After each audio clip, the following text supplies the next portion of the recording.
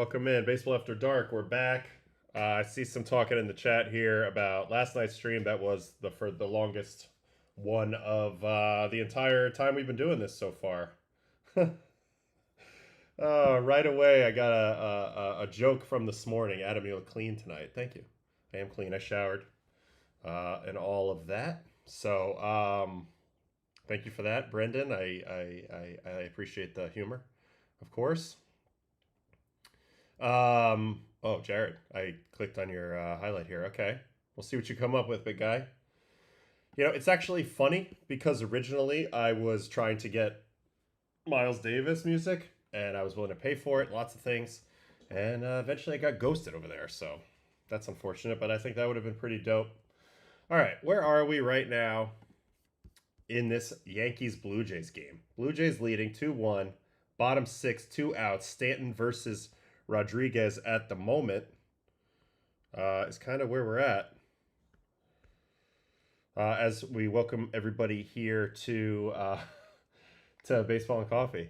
I mean, actually, this is Baseball After Dark. Excuse me, Baseball After Dark. It's another simulcast on MLB today. We got huge viewership yesterday, which was really cool. I checked on it a couple hours ago. It was like 86,000 views. I was like, damn, that's kind of wild.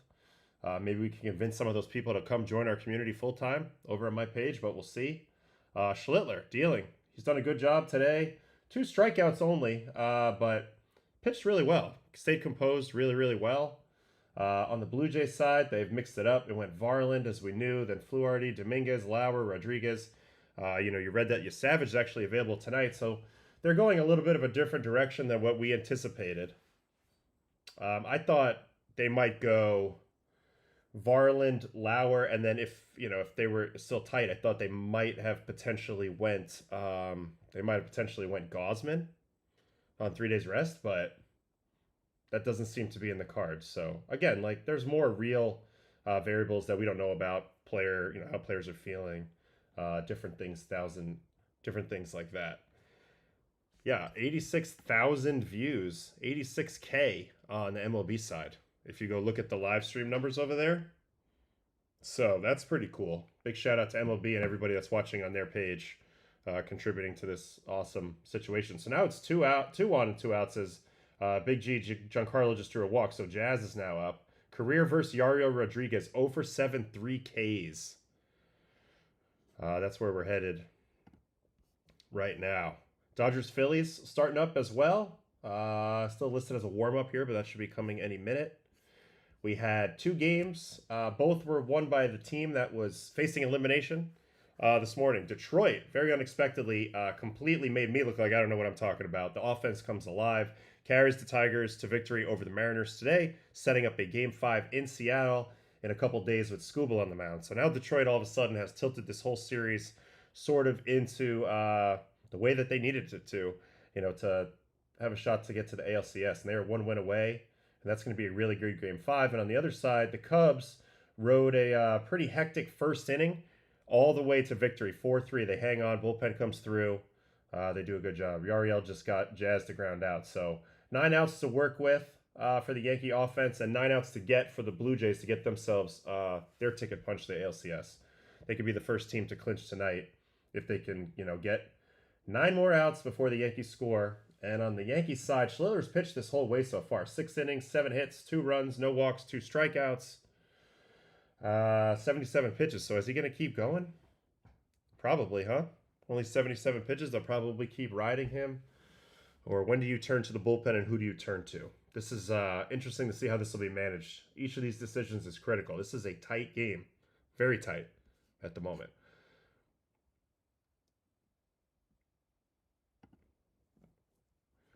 So yeah, so the stream got the ads or whatever, the roll ads. I don't know how often that's happening. Somebody has to let me know if it's OD or what. I can adjust those settings, but I'm trying to figure this out as I go as well.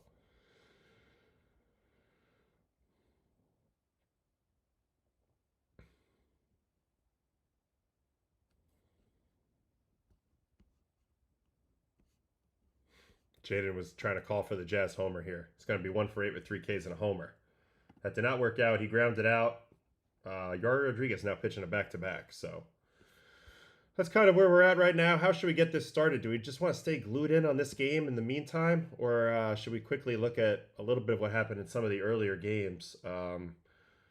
Certainly in Detroit. Detroit kind of woke it up today and had a big time performance offensively.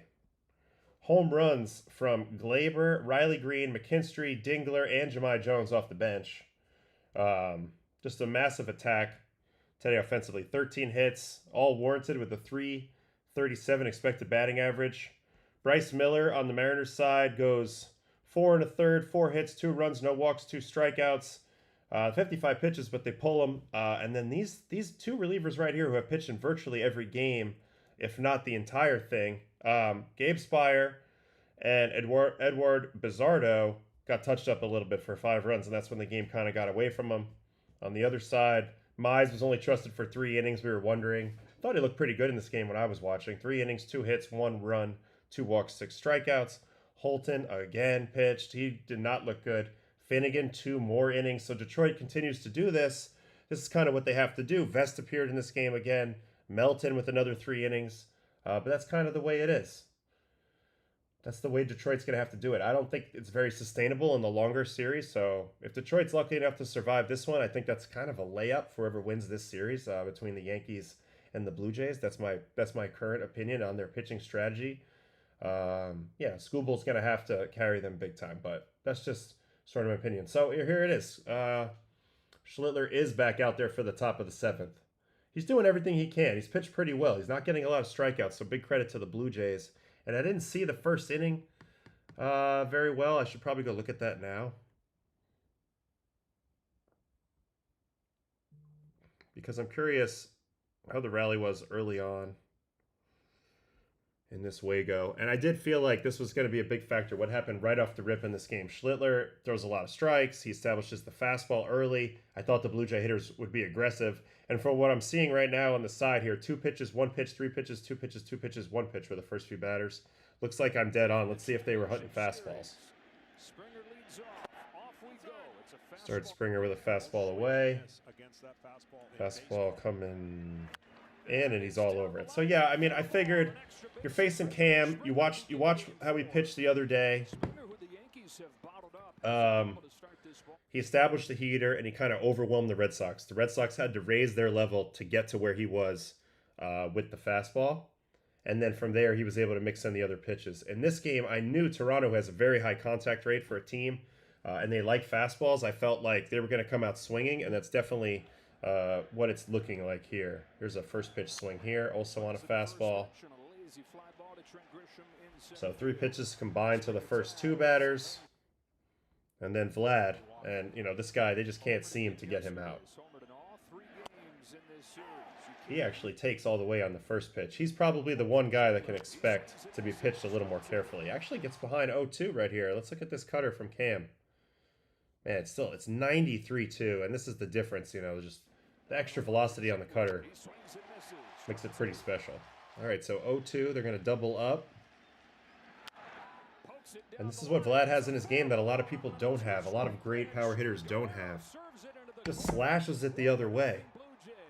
102-4 at 6. He's got multiple swings.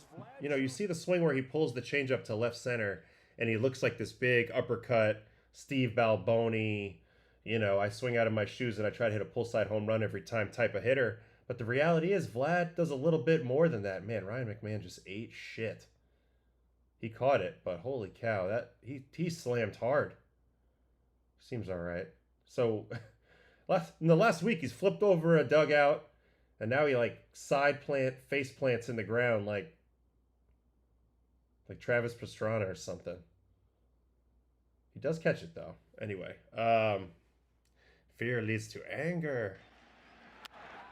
Yeah, so that swing right there, that slash swing, and honestly, I faced Vladdy a lot when he first came up to the big leagues, and the thing that most impressed me about him is he has a real 2-strike approach. He likes to go the other way, and he adjusts to you. Like, if you embarrass him one time, he's not coming back the same way. He's going to come back and make a nice adjustment. With me, he did a great job sitting on my sweeper and then still defending the sinker and slashing everything to right. He totally gave up on the idea of trying to hit a home run off me unless he had count leverage, which I think was a good idea. I think too many people, they just keep saying, no, the mistake's coming. I'm gonna do the damage. But Vlad didn't wait around for that. Ooh, Clement to right. So there's a base hit there. 1 on, 1 out in that game right now. And then Barger got a hit, also being aggressive. Yeah, swinging at everything. I mean, that pitch is... Look where this pitch is, and he gets a swing. It's never a strike at any moment.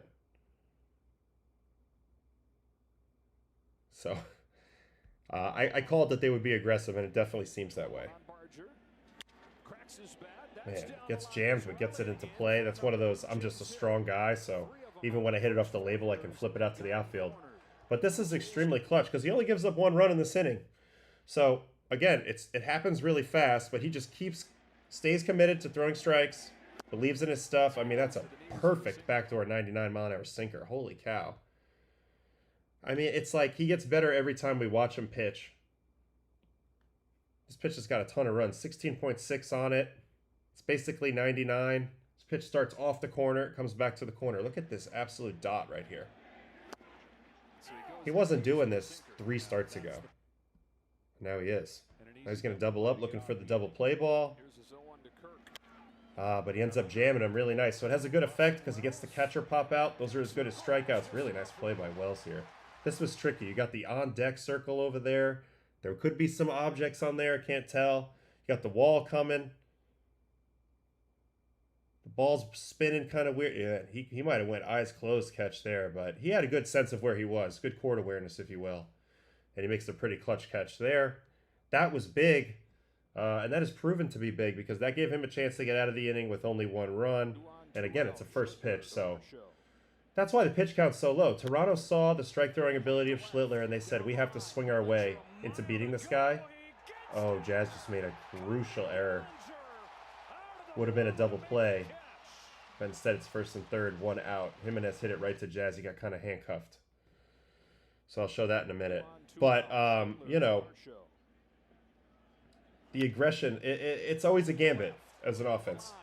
You can be aggressive, you can do damage, but sometimes you can also be a little over-aggressive and just get easy outs for the pitcher all day. So it's a fine line, but in this game, good job to minimize the damage in the first inning. That is what is keeping the Yankees in this game, although it could be slipping away a little bit here if he doesn't do some more clutch pitching. He's in the same situation now, first and third, 1 out. Actually, Booney just went and got him.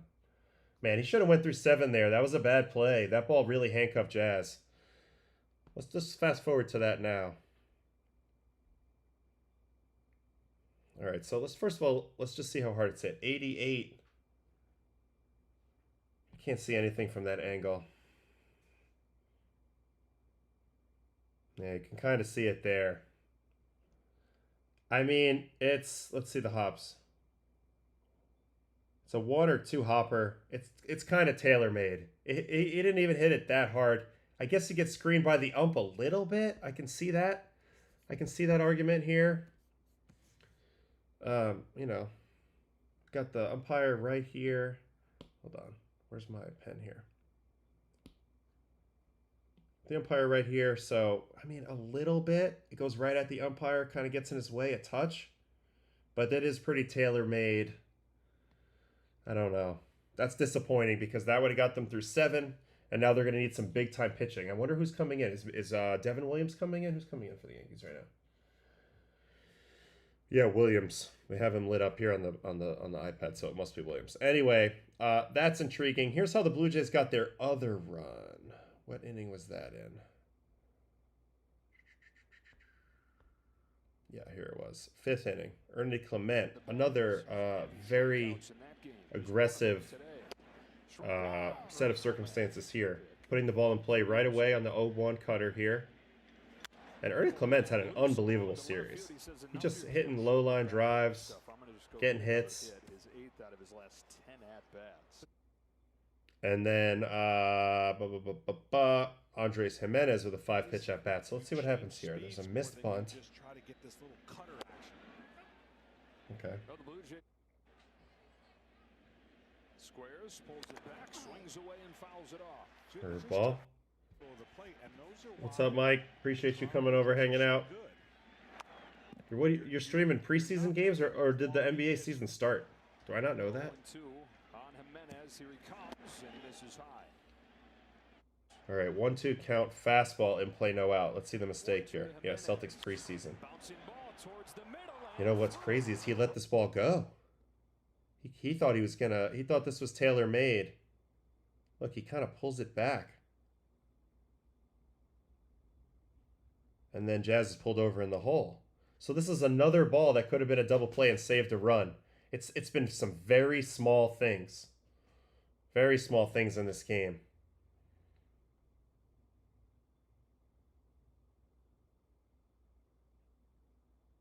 He definitely pulled it back, right? That's what it looks like to me. I mean, it was close, but yeah, he pulled it back. All right, so that's interesting. And then that guy comes around to score. Clement comes around to score on this sac fly. This is the second run. And he's able to hold it there. Again, minimizing damage, so he does a good job. They keep showing the Jazz play over and over again. They keep showing his tiny blue glove, which I see, of course, Jared hates the blue glove because of Melito Perez. This is a running joke going back many, many years. But 0-2 count here, Devin Williams and Springer. There's a chance here he could get out of this. So we'll definitely watch that as soon as we see what happens here. On the other side, the Yankees got their one run on a solo shot by Mr. Ryan McMahon on a 3-2 sweeper off Mason Fluharty. Just kind of reaches out, takes advantage of the short porch a little bit. 102-8, 24, 357. He's got big pop. You know, when he hits the ball in the barrel, ball goes a long way. He's got big time exit velo. He's hit some of the longest home runs in MLB the last few years. All right, 1-2 count right now. William Springer. Oh, he had him struck out, but Wells kind of dropped it, foul tip. Pitch is moving crazy right now, though. This is such a pressure at bat. Tiny blue glove. It's true. It's tiny. He's got that. He's got his own brand, Jazz. Like with the ice cream dripping on it. I know because I had to get my nephew a sliding mitt from that company one time. He was all jazzed up about. I'm trying to remember the name of it. It's like Aria or something. Anyway, all right. Still 1-2. Another foul ball on the airbender.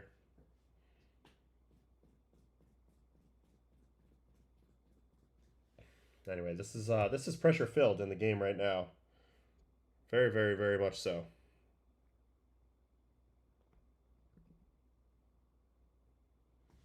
Here's where we're at as we sit here, and the season is very much in the balance here. Another changeup strikeout. Wells bluffs the throw. So a huge, huge strikeout. They don't risk. The runner was stealing on the pitch, Jimenez. They don't risk making the throw. So now it's going to be second and third, 2 outs. And that's going to bring up whom for the Jays? That's going to bring up Lucas. Do they pinch hit here? This is an interesting matchup. Lucas versus Devin Williams, who's in tip-top form at this point. 7 changeups in a row right there.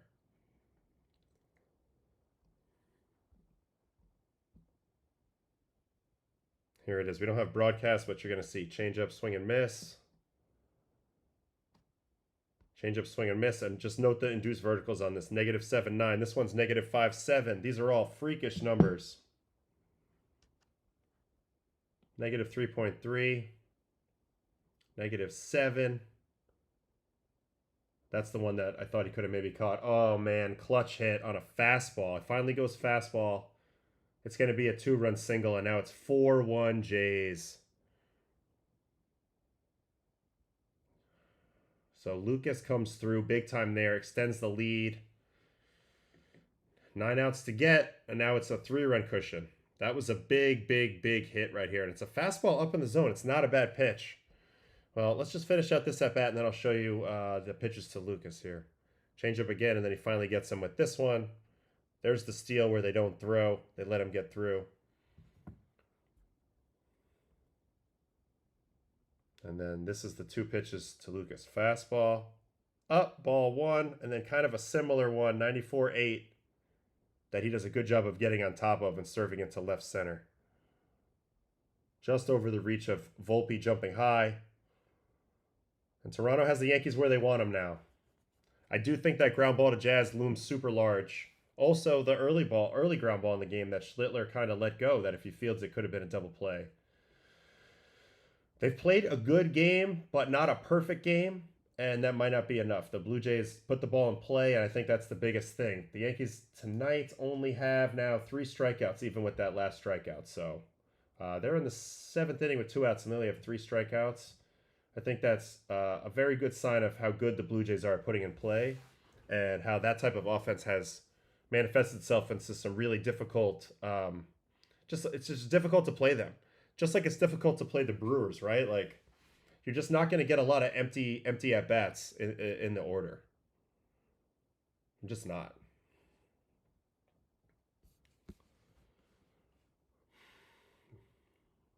Still plenty of time. Nine outs to play with on the Yankee side, but it did feel a lot closer when it was 1 run. Obviously now it's 3, so we'll see how this one plays out, and we'll kind of go from there. That's pretty much all that has taken place in this game. It's been pretty quiet overall. I feel like Varlind did a good job bouncing back from the tragedy of last night for him. How did he do versus Judge today? Did he face Judge in the first inning? I guess he must have. He gave up a hit. That's so funny. So this is the matchup from last night. And the way it doesn't is you keep playing. Slider high. Ooh, a knuckle curve. So he goes nowhere near the fastball. And it's funny because we were talking about today on Baseball and Coffee with Dylan Betances about what would your approach be if you're the pitcher and you got to face Judge less than 24 hours after you just gave up that home run on 100 up and in off the plate. And both of us kind of instinctually said you should probably go away from the fastball and try to make him beat you on something else. But then I was also thinking of the possibility that Judge is going to know that because, you know, he's used to people being scared of him. He can kind of sniff it out. Maybe he does that here, but either way, I mean, a single is almost a win versus Judge at this point. You'll take a single any day. Of course, you want to get him out, but just don't give up a homer, basically. Then after that, he looked good. Called out Cody Bellinger on strikes. And his speed kept that from dropping in. Strike 3, blinks through a fastball. It was kind of center cut. Struck out Jazz. So he did a really good job bouncing back. That's a weird knuckle curve. That ball stayed up a lot. I feel like that could have been hit pretty hard. Kind of played weird. And then that was kind of it. He hit Goldschmidt, and then it's been a bullpen since then. Fluharty, Dominguez, Lauer, and Yarior Rodriguez. So what do we want to watch? We want to watch Vlad get out. Vlad called out on strikes. I see. All right, let's watch it. Let's watch this at bat. Schlittler versus Vlad. This is Vlad's one of the only times he struck out in this series, if not the only time. 1-0. Sinker down ball. Man, comeback sinker paint. Fastball up. Off and Guerrero poked the base hit to right. 2-2. Pokes it foul. Cutter away. The same spot. Very high. Fastball up. Goes full, and now Luke. And then sinker probably backdoor. Let's see. There goes Lucas. Yeah, I think it's a tiny bit off. Really good pitch though. Throws him the perfect backdoor unhittable pitch.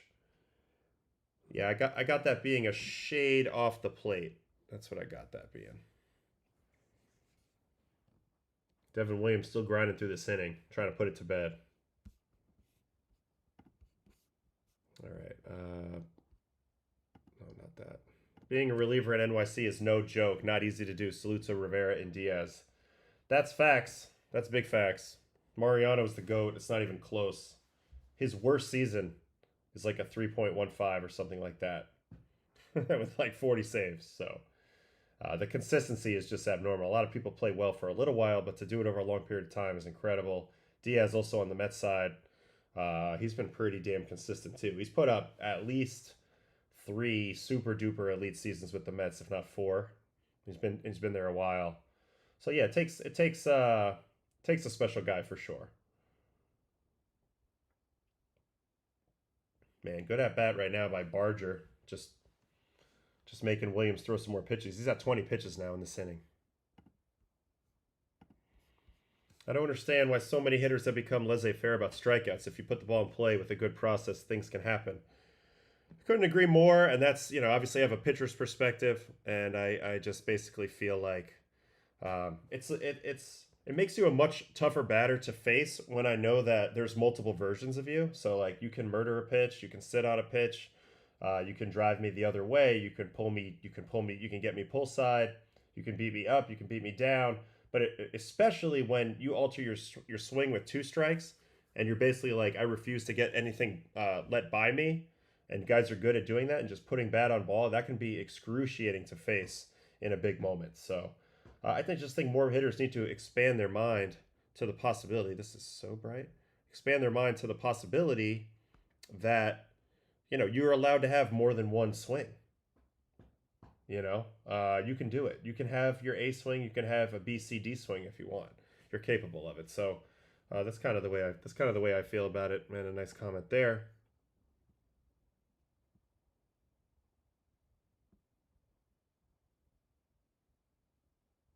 Little fillet to left. It's going to get them out of the inning, though. Bellinger gets it. 9 outs to play. Let's see how Blue Jays manage it. Let's see if Hoffman comes into play here. But no doubt that was a big separator right there with that hit. Definitely harkens back a little bit to the Jazz. I don't know if they called that an error or not. Yeah, they called that an error. That's an error. Anyway, we'll look at it in a minute on the broadcast now that the half inning's over.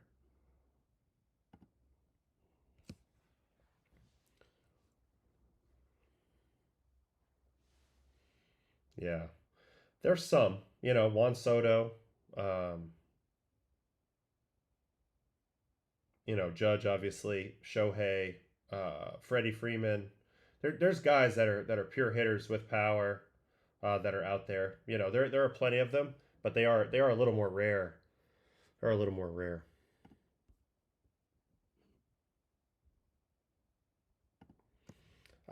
You can never call it until it's over. You've seen. It's hard to kill a team.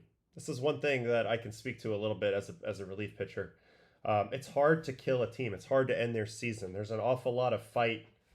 No matter what the score is, there's an awful lot of fight typically down to the last out, the last strike, the last anything. So 3 runs is that could be a heartbeat. So it can go really fast. Yeah, don't forget to like the stream. Hey, MLB, we got any questions or comments from on that side or anything like that? Want me to touch on while we're watching this?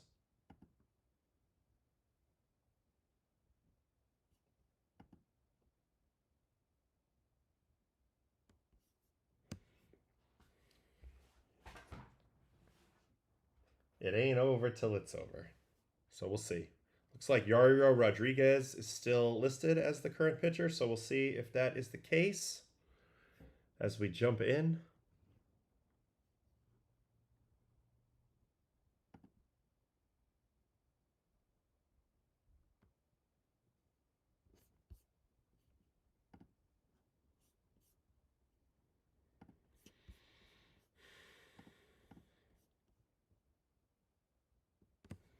I mean, I guess it's just talking about it's getting even more granular with your swing plane. Like you're trying to match the plane on the angle in which the ball's coming in. So we all know that the ball drops a little bit. Sorry, a little bit on the way to home plate, like because of gravity. Even when you're backspinning it, it's staying up pretty good. No matter what, there's some level of drop, and that's why there's this thought. And Jim Rice is saying it a little differently than other guys, but there's the thought to get on the same plane of that and catch the ball in the way that you would cut it directly in half.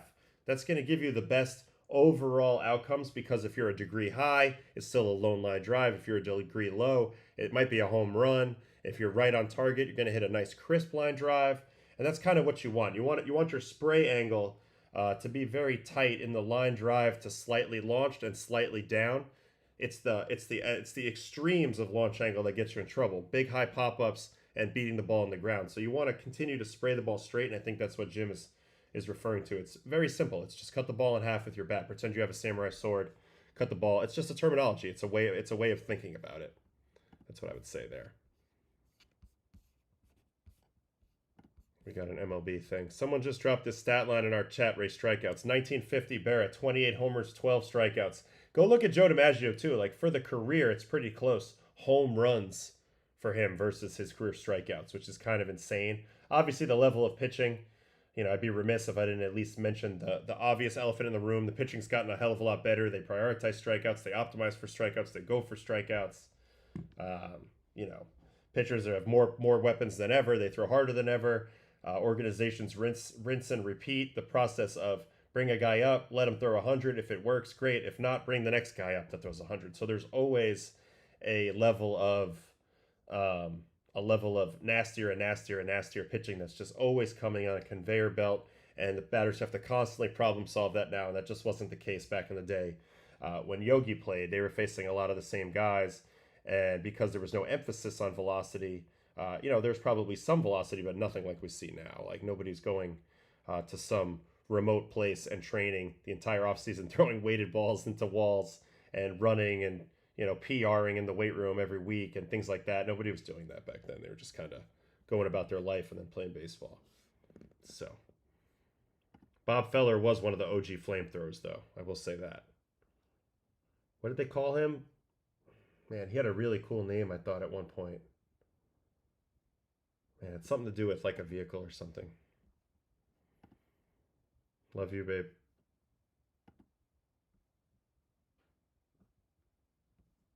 All right, let's go look at those hits that just happened. And that whole inning a little bit closer. So I mentioned Williams struck out Springer on this changeup, and then they moved up on the steal here. Yankees decided it wasn't worth it to try to go there, but that's key for the Blue Jays because now the one hit is pretty much guaranteed to get 2 runs instead of 1. So it makes a big difference and kind of sweetens the pot for them in this next matchup, which was Lucas, like we said. This was the pitch in question that gave up the hit.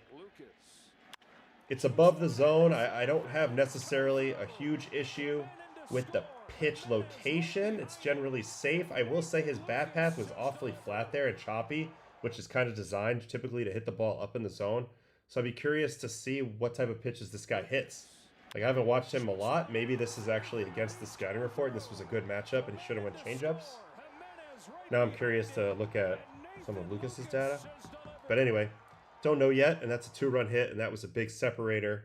But before this, the big play in this inning, and now you'll actually get to get a better look at it on the broadcast cam, is this ground ball right here. Slightly screened by the umpire, no doubt, but handcuffs Jazz a little bit. I think the hop kind of pops up a little firmer than he's ready for. Yeah, he just doesn't quite get there. It just beats him by a millimeter, and obviously that's a double play there. And we'd have a 2-1 game at this moment had this play been made. So, you know, errors happen. Obviously, you're not rewarded for making them. Rightfully so. The team that makes the fewest mistakes generally wins. And I know he's not trying to make an error, but that was a big play. And that definitely cost the Yankees a little bit there. That was a play that he would tell you he should make most of the time. I'm curious on the broadcast if they have any more replays. Sometimes they do. We learned that last night where we got that ump cam. Nope, nothing here. Nothing to see here. Okay.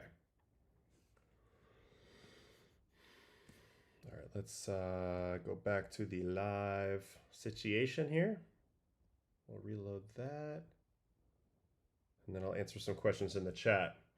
Yeah, I mean, the merch store, I have to take pictures of the hats so I can get them on there. I have the shirts loaded in. This is all new. The merch store should be ready and live in a day or two. I would say. I was a little busy today. I had too much going on where I couldn't quite get that done, but in a day or two. All right, let's answer some questions here. You said this morning you think Weaver's been struggling in part due to his velo being up. How do you go about tinkering with velo within a matter of days? Here's the thing, like, a lot of times your rate of perceived effort, so your RPE, is the same whether you're throwing harder or not. It's just something else changed. Like, you know, you're built up a little better, or you know, your body's just feeling better, you're more healthy. Um, Maybe there was something mechanically that you slipped into that's a really nice feel that's generating a little better sequencing, and you're sending more energy up the chain during your delivery.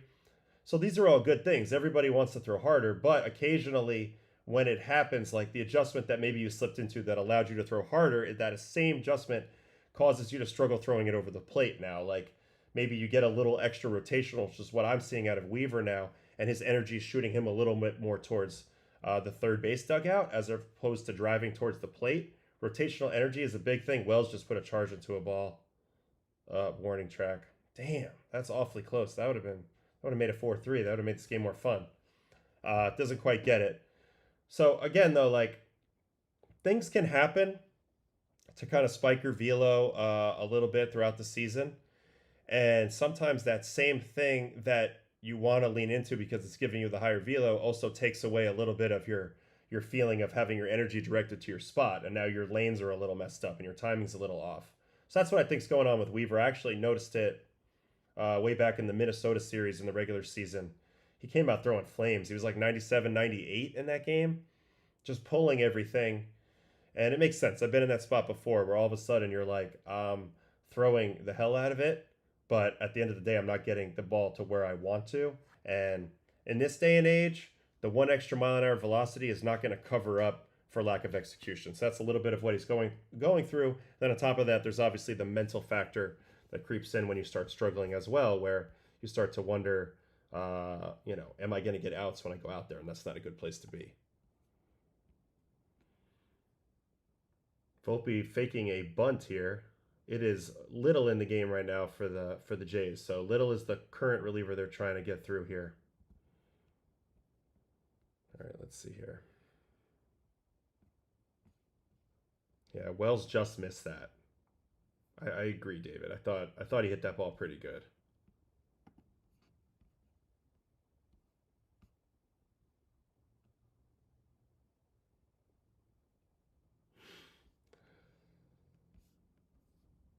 A lot of consternation in our chat about Volpe here. Let's just watch him play. Let's see what he can do here. Oh, I don't know about that call. Close call. Might have clipped. Big play, though, because that turned the 1-1 into a 1-2 instead of a 2-1. Those are big swing pitches. Big swing pitches, as we all know.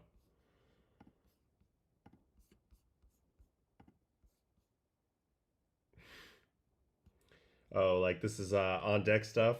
The Nimmo hammer, the sledgehammer. You know, it's funny. He went viral for swinging that. People have swung that my whole career. I don't know how nobody ever noticed that. Put that on social media. It is badass. It looks badass when Nimmo had the beard going this year too. Man, Volpe just punched out. Looked pretty bad on that breaking ball.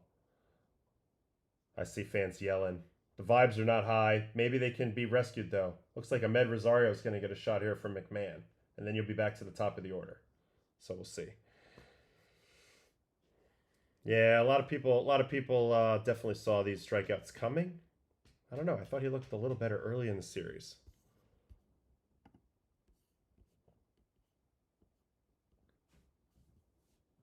Well, this is the lefty-righty thing. McMahon was in there before. He actually homered off a lefty, which is what's funny. But now they got Ahmed Rosario, former Met legend, in the ball game. Powder Blues in the LA game. Oh yeah, we're already in the second inning over there. I haven't even really checked in on that yet. I've been so locked in on this. And I still haven't even watched any of the Detroit home runs.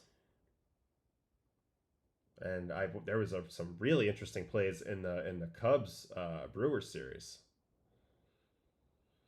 Yeah, I was wondering how the Jays fans were feeling. Like, what is the general feeling out there about my guy Jeff Hoffman right now? I mean, sign him for the big money. At times, he's shown. Oh, and Rosario comes through with a clutch hit.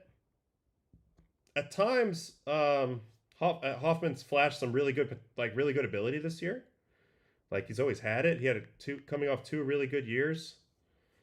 And you can see the expected batting average still good, velocity still good, chase still good, whiff still good, K still good. Too many walks, and then this is the scary one, the first percentile in barrels. So he's run into a lot of big time situations. So Judge Judge is now on deck.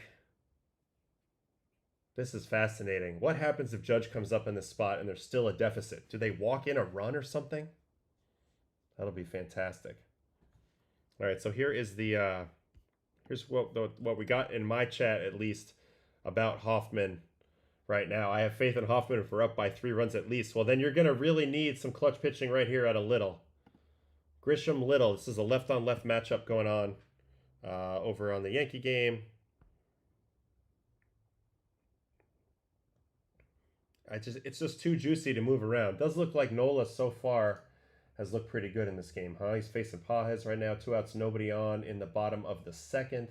Both pitchers have looked good. Yamamoto, 2 innings, 1 walk, 1 strikeout. Nola, 1 2/3, 1 hit, 2 strikeouts. So yeah, in the early going, little early pitchers duel going over there. Man, I like this. I was just thinking this in my head.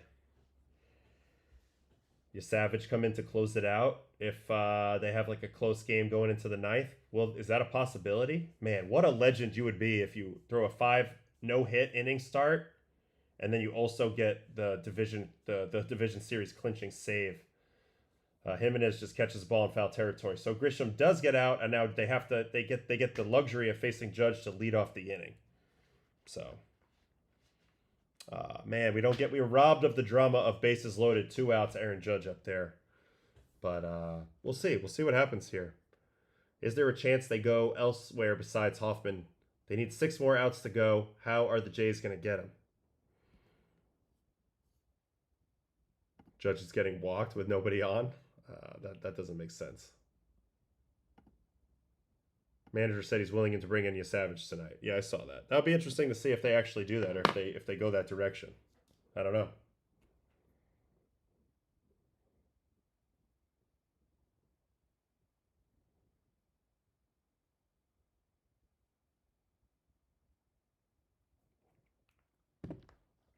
All right.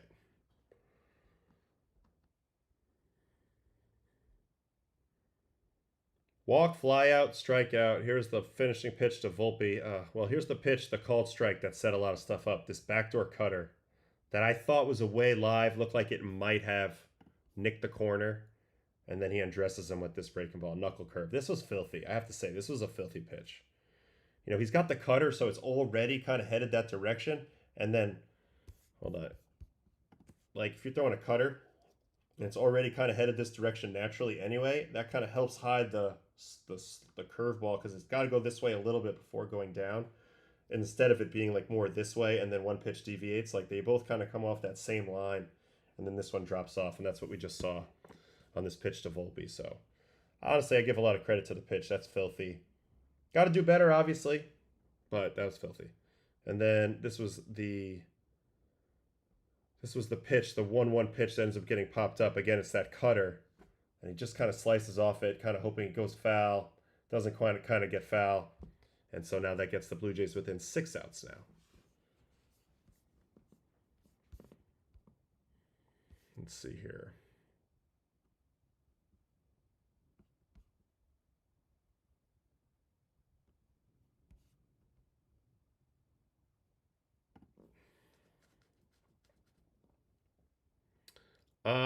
Possibly.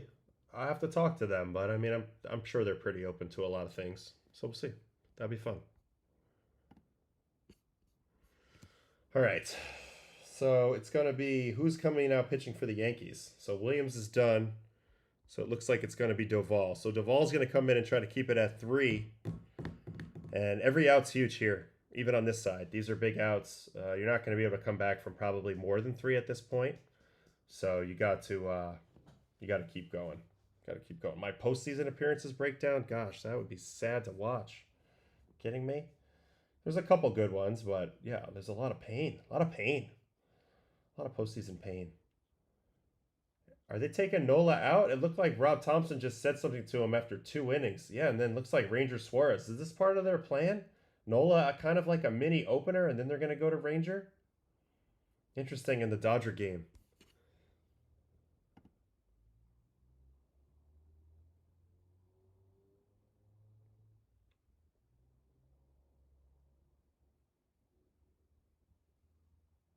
Adam versus Chipper Jones. I bet you I could find the video. It won't have any data, but I could find it right now probably. We could probably find it right now. Let's see.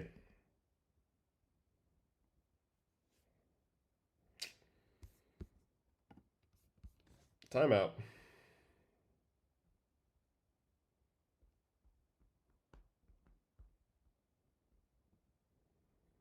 No, I didn't. I actually got a double play, which is what's crazy. Yep, leadoff double for Alejandro Kirk. I do agree with you guys that the powder blues look a little weird right now on the Phillies. So this would have to have been 2012 or 2013.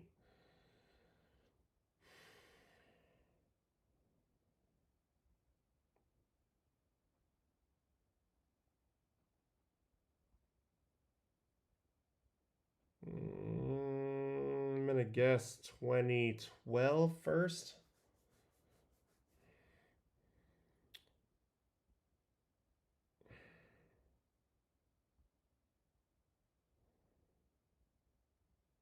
Opponent. Atlanta. No, I only pitched the one game, so it had to be the next year.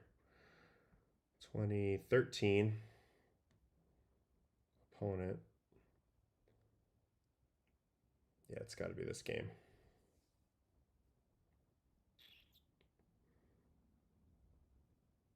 Oh, where did that just go? Sorry, guys. Give me a second here.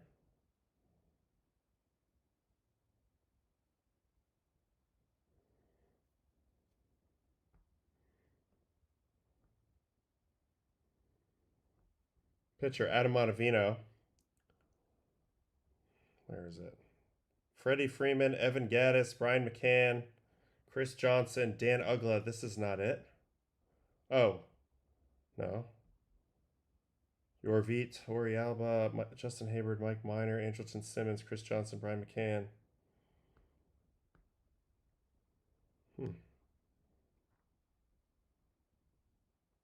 Justin Upper, Jason Hayward. I am totally domed up. Man on third, 1 out now. Toronto Yankees. You know what? I'm confused. Let's see here. We got to go by pitcher.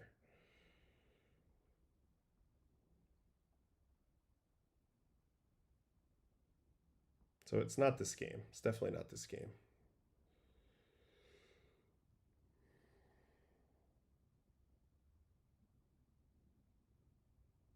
Chipper Jones, no way he played 2014, so it's got to be 2012. It's got to be 2012.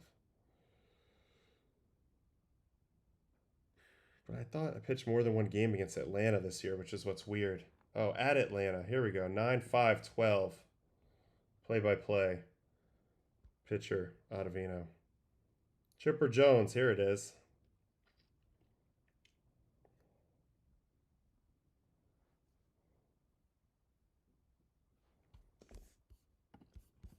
All right, found it.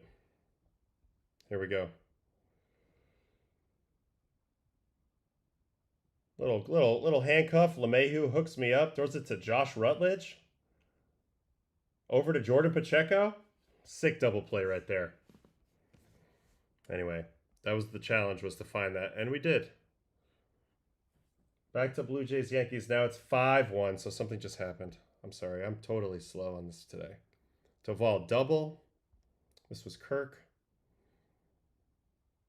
Just rolls it down the line. Was this a McMahon not there situation? I think a little bit. A little bit. And then Varsho flies out, gets him to third. Yeah, 100.9. Kind of lucky that didn't go out in Yankee Stadium, but he hits it a little too much high and too much in the gap, right?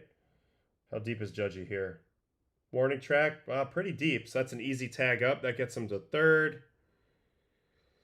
And then Miles Straw slider. Oh my God. Are you kidding me with that hit?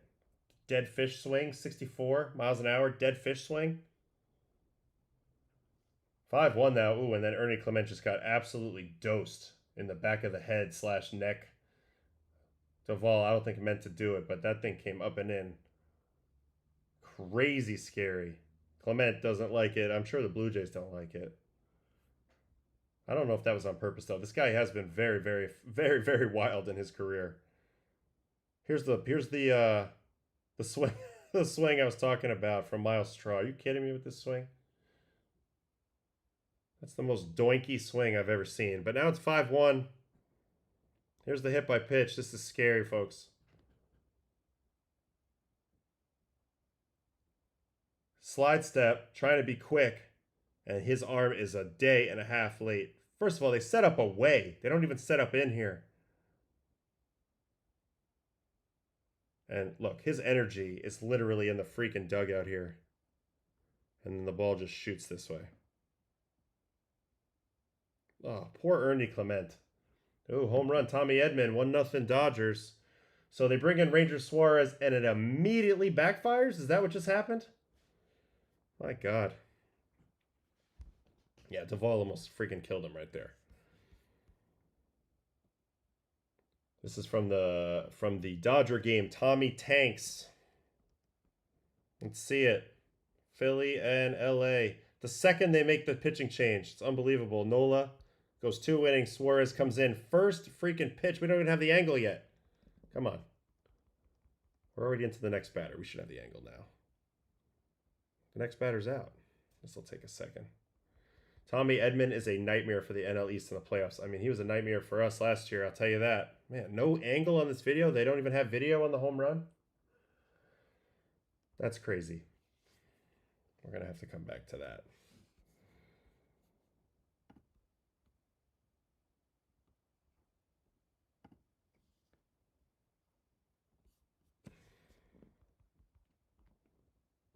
This is so crazy. Why do we have no angle for the home run? That's a bummer. All right, how did Nola look? He did give up a triple to Mookie. So that would be on the table for the Phillies. Mookie bats. Oh no. Oh no, Brandon Marsh. Oh no. Went for a broke there. It's going to end up being a triple. They're lucky that this didn't cost them a run. I get it. You're trying to make a play. I'd always rather you make the mistake of being too aggressive. But he was nowhere near this ball. Does pitch his way out of it, though. Gets Teoscar swinging on a knuckle curve. This is one of my favorite Nola pitches. Oh, that thing is beautiful. Beautiful. Man, look how nasty and tight that is. That's so good.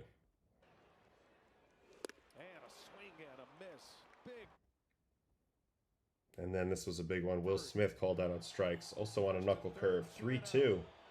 Pitches out a jam in the first. Wow, just locks him up on a straight-up breaking ball there. Bednar now in the game for the Yanks. Trying to keep it at a 4-run game. First and third, 2 outs. And then he goes 1-2-3 in the second and ends his outing with a strikeout as well. So he looked quite good in this game. Phillies immediately pull the plug, go to Ranger Suarez. And maybe that has edited by now. Nope, still no video on Tommy Edman's home run. Insane. How has Yoshi look so far? Ooh, Trey tried to bunt on him first time. Phillies decked out in their powder blues. Oh. Turner drops a bunt down right back. Oh my God. He protected himself with his bat. This whatever this pitch is, sinker is coming. Where's this coming to? Ooh, coming right in on him. And all he could do is kind of just get out of the way, and he doinks it. Another doinking right back to Yamamoto. Nice easy play.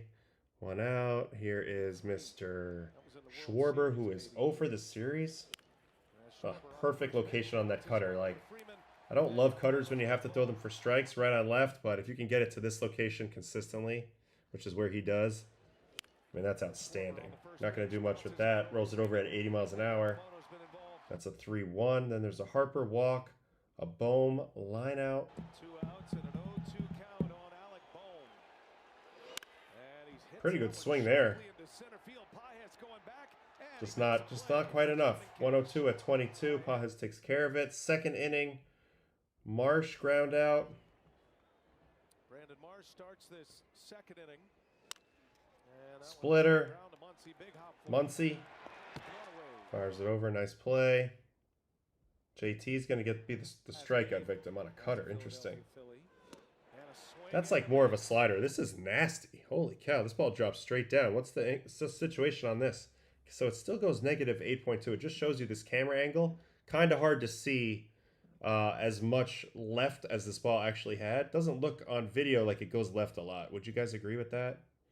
But it does. And it's just the camera angle playing tricks on you. But also, this is what 1.1 vert looks like. Induced vertical break. This is what it looks like on the ground level. So you can get an idea of like, even at +1, it really looks like it drops a lot. Really, anything under 8 is going to look like it has a lot of drop. And this is 1.1. That's why when I talk about getting into the negatives, it's that much more impressive because it's more droppy than this. And look at how droppy this is. I mean, that's nasty. Sets the line about this high. And then, it gets all the way to here. So that's a really, really good pitch. That's basically a death ball. It's also a perfect pitch designed for chase. Right down the middle of the plate, but below the zone. That's where the highest chase rates exist. So again, practice that pitch, all you pitchers out there. Practice it over and over and over again and get some free swing and misses. And then we got a Kepler fly out on a curveball. Man, almost popped it right down the line here. It's not quite the pesky pole, though, so Teoscar's there. We got a Castellanos fly out. This is actually, I thought this ball was actually hit pretty good when I saw it live. Yeah, he's got the real splitter, Yamamoto. We've been talking about all the fork balls that are out there in the game right now. This is a real splitter, power split. Bednar as well is pitching for the Yankees, power split, as we've been talking about. Stott. He's going to go down on a fastball. I still don't want to forget about Tommy Edman. So I'm going to keep that up there just so I don't forget about that.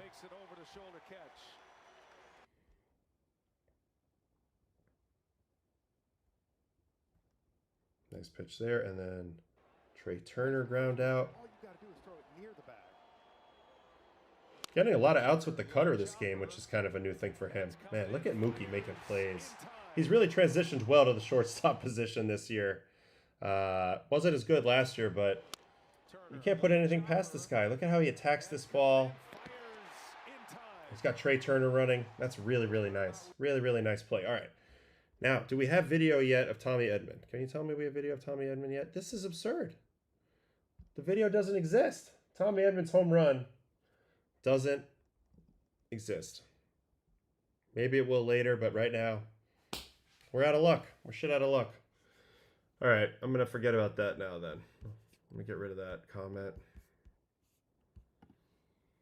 Adam, how do you throw a death ball? I'm thinking about finding a men's league next summer. I'm a pronator. The idea of the death ball generally is to be like over the ball when you release it. And even if you pronate it, you're trying to create some sort of gyro spin with the nose. If this is the nose of the ball, like not being flat, but pointed down. And the idea of the death ball is for it to not move a lot horizontally, to stay very straight, but just kind of dead fish straight down into the ground, right below the zone. Huge swing and miss rate on that. You need to have a pretty big degree of gyro spin. Now, the issue is you can also do it from a curveball to get more top spin on it, but typically to get in this position, you're going to kill a lot of speed. You're going to kill a lot more speed. So if your hand is behind the ball, generally you have the capability of throwing more speed because you're putting more energy through the ball. Even when it's tangential type of spin, you're still putting energy through the ball. Whereas when you're on the side and you're putting top spin on the ball, you can create a lot of spin, but not as much energy gets through it, so you don't throw it as hard. So that's why the advantage for the death ball, the true death balls are more like sliders, like this type of spin going down. And maybe there's a slight component of top spin, but you don't want to have pure top spin in this situation. That's just a curveball. And it's very hard, again, to get into death ball territory, which for me means like, at least 82, 83, maybe harder, and then definitely that heavy drop straight down.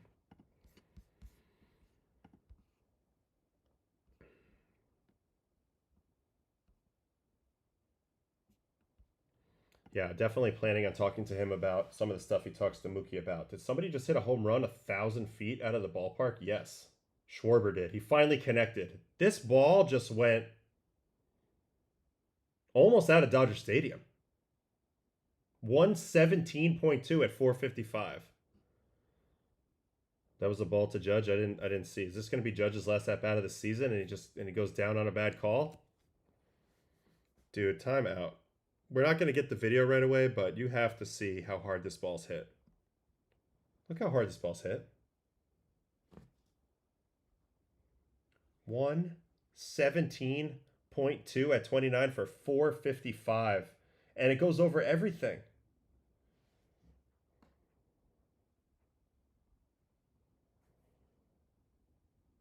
That's perfect. And it's like, yeah, he's struggling, but he's still Kyle Schwarber. There's so much danger in there. Oh my God, what a swing. I can't wait for you guys to see the broadcast. I'm sure you've already seen it if you're watching. But wow. Wow. All right, we got to go back over to the Yankee game for a sec. Yankees-Blue Jays. I guess it's the Blue Jay game. It's not the Yankee game anymore, I'll tell you that. Now they're showing Garrett Cole. They're burying dirt on they're throwing dirt on the Yankees, talking about next season already. All right, Doval. Let's see here. Fisher. Judge strikes out swinging. We won't have the strike zone until after this, but let's get a sense of it. Slider away. Curveball. This is a guy who has death ball potential. So his curveball right here is already a death ball. 83.2.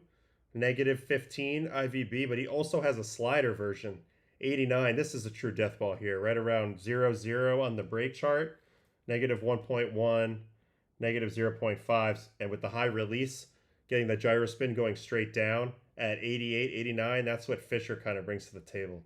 You don't really see it here because this ball's pulled away, but that's what the death ball spin is. And then the curveball gives him two speeds with a similar shape, one being bigger than the other, but there's a lot of similarities there. They're doing the whole thing now. They're showing Cashman in the booth, in the suite. They're doing the whole, let's talk about whose fault this is. So wait, where was the pitch that we didn't like? This one, 2-1. That looks way outside to me personally. I mean, you can see that the fans back there see it. Even Marlins man, who I don't know if this guy a Yankee fan in disguise, he doesn't like the call. He does not like the call.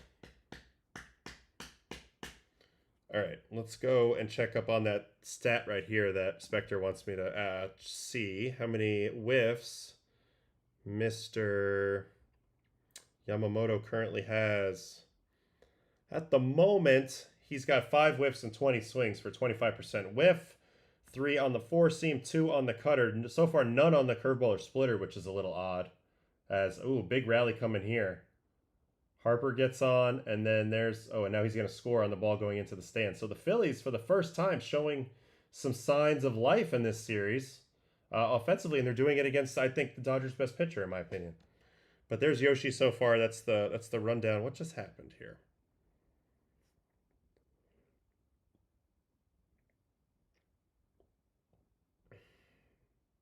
Dodgers, Phillies. So Schwarber's home run put some electricity through the boys. Harper got a single. Hit that splitter pretty hard. Kind of left that one up in the zone. And then what just happened right here? Alec Boehm. So first I want to see the hit, and then I'll show the high home to see what happened on the base paths. Boehm stays through the middle.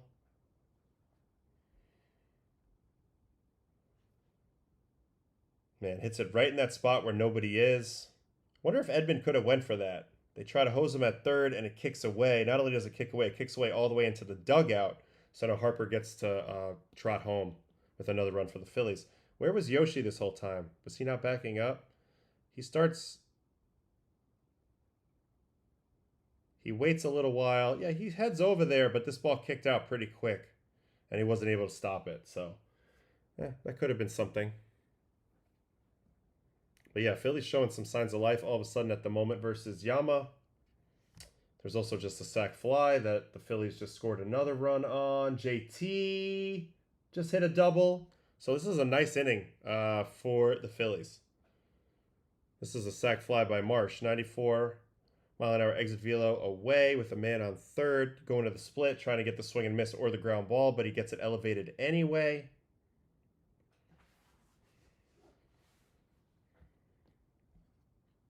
A lot of game left, but yeah, Philly's looking good in this inning. This is also a double by JT. Just hit a ground rule double on a first pitch fastball. So Yamamoto, who hasn't given up hardly anything in like a month, all of a sudden allowing some stuff here. Little drama now. Toronto Yankees 2 on, 2 outs. Fisher now getting pulled here. Who's coming in? It's going to be Jeff Hoffman. So here we go. Here comes Hoffman. Here comes Hoffman. Ooh, rally cap. Put the rally cap on. I don't know if I should flat out root for the Yankees, so I'm not going to do that, but we'll watch. We'll watch it for sure. Let's see what just happened in this game. Yankees-Blue Jays. Strikeout, pop out. Stanton single.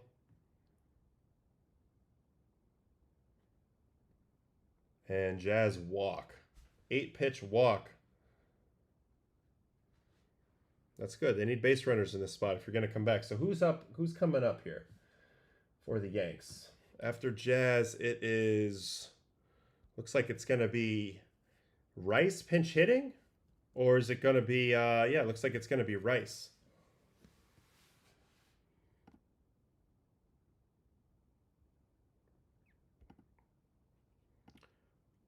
Hoffman's velo is back at 97 again. Last outing should be interesting. Yes, this is very interesting. This is what they paid him for. They paid him for these moments. So let's see how he comes through here. Got to get one out. He's got one big out to get here in the 8th, and then there's still 3 more big outs to get after that. I think Rice is a good matchup for the Yankees versus Hoffman, but a home run still doesn't tie the game, so that's why that extra run was key. Schwarb's officially now the second player ever to hit the ball over the right field pavilion. Wonder who the other one was. For a lefty, I mean, was it Barry Bonds? I'm going to guess, but I really have no idea.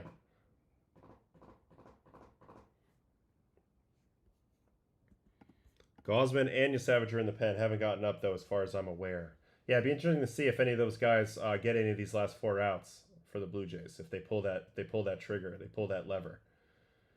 All right, looks like the second out of the inning just happened in the Dodger-Philly game. 3-1 Phillies, man on second now, 2 outs. And they've really, it's been an interesting game. They kind of used Nola as an opener. Dodgers now have Anthony Banda warming up behind Yamamoto. Mainly, I think, because he's thrown a lot of pitches this inning. I don't think he's looked that bad, although he has gotten hit a little bit. His current line, 3 2/3, 4 hits, 3 runs, 1 walk, 1 strikeout. And then the home run by Schwarber probably should count for more than one, considering how far it went. Yeah, I think everybody kind of wants Yosavage. I think that would be...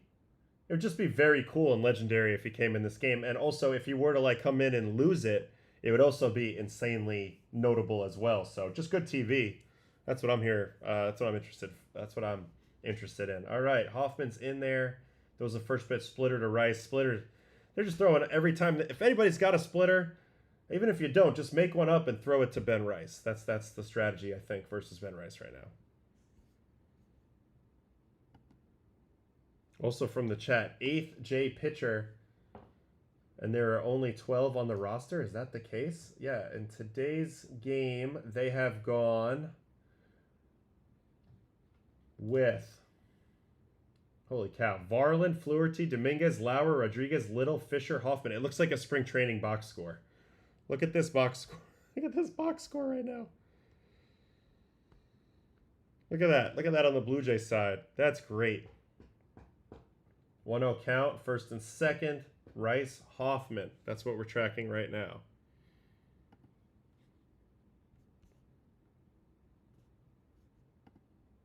Another splitter, of course. I just don't see them throwing him anything but splitter at this point. So 1-1 count now as Hoffman comes right in the game and goes splitter, splitter to Rice. How far was this bomb by Schwarbaum? Well, I could probably show you on the video now. This was the definition of a Schwar bomb.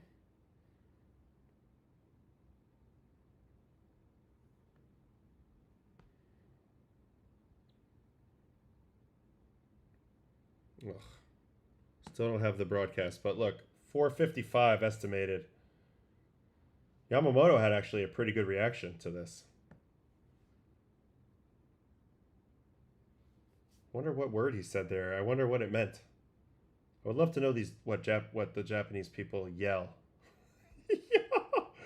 Yeah, look at this. Ah! Schwarber would have hit that 598 at Coors. I genuinely wonder if that ball that he hit at Coors would have went into the rooftop or beyond. Ooh, he finally goes with the heater to Rice on 3-1 and beats him with 97. But now we're in 3-2. The other player, only other player to clear right field at Dodger Stadium did it twice in 1969 and 1973. Oof. This is a good trivia question, Cobra. I'm going to say, could it be like Willie Stargell or Willie McCovey or somebody like that? 3-2 foul ball.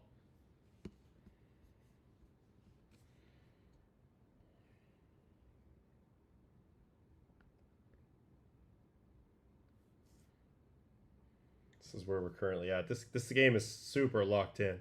This is a tough trivia. 69 and 73. Dave Parker. Maybe Dave Parker.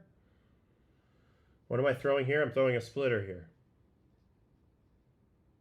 And he does, and he throws ball 4. So Rice gets on. That is going to bring up Wells, who is 0 for 3 with a strikeout, but did give the ball a pretty good ride to center. Volpe's up after him. Tying run at the plate. It's Wells. He does have pop. I could see this happening. I could see this going down. If you're Hoffman, you got to pitch him to the opposite field here. Do not let him pull a ball in the air. He hits it in the air to the opposite field, and it's a can of corn, and he gets out of the inning, and they're now 3 outs away. So like I said, I think it was a good idea for Wells to be aggressive here, but he ends up flying out on the first pitch splitter. Dang. A lot of drama every inning, but they haven't really cashed in.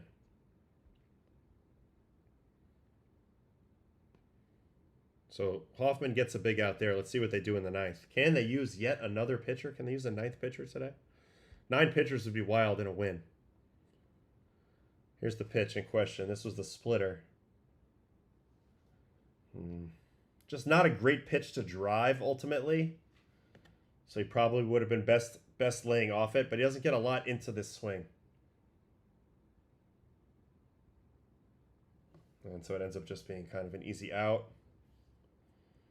And yeah, that's how that inning ends. I still want to get back to a couple things in this in the Dodger-Phillies game, because we still haven't seen Tommy Edman's damn home run. Is there a chance that that's here? Nope, still no video for that. But maybe we can get the Schwarbomb now, the full effect. Ah, yes we can. Here we go. Dodger starters have been a major story. Schwarber. Did we figure out in the chat? Oh, Cobra said I'm correct. Was it Willie Stargell or Willie McCovey? Stargell? With a tape measure shot up on top of the pavilion and right. That is one of the biggest bombs you will ever see. And the Phillies. Yeah, Willie Stargell. I was just thinking big lefties. Big lefties. I don't know why Dave Parker came into mind. I guess because he recently got to the Hall of Fame, the Cobra, and your name is Cobra. But at the same time, Willie Stargell, big beast. Him, Willie McCovey, those are guys that came into my mind. I don't know exactly the years that they played. Sometimes I get confused. Sometimes what era each of those guys were with, since I wasn't alive for that. But certainly aware of their greatness. It's been a frustrating outing for Yamamoto. I don't think he's happy with execution. Can we watch this home run again? Dodger starters have been a major story. Schwarber. I mean, I've sat in that bullpen a lot of times, and never did I think a ball would clear that pavilion up there. Never. Never did I think a ball could go up here. No chance. It looks obscenely far. That is such a legendary home run. If you think about it, in his playoff career, he's hit that ball that went on top of the scoreboard at Wrigley. He hit the ball, I want to say last year or 2 years ago, to the second deck in Petco Park, which I don't think anybody's ever gone to at all either, Schwarber. So he's hit some absolute moonshots in the playoffs.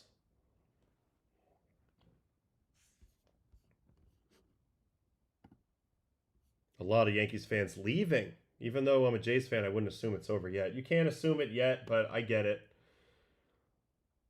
Oh, and that was a leadoff double now by Lucas. He's had a big game for the Jays. And they're about to, and he just did some sort of very provocative celebration at second base. But, yeah, man on second now, no outs. If they get one more run, I mean, it's already a tall task. It just becomes that much harder, exponentially harder with every run. I think Schwarber has a chance for 500 home run, even though he started so late. I can't think of another player with power emergence this late in their career. I mean, he had pop his whole career, right? I mean, no. I'm curious to see if I can find that home run in San Diego. So it would have been Phillies, Padres, and this would have been playoffs. And it was Darvish on the mound.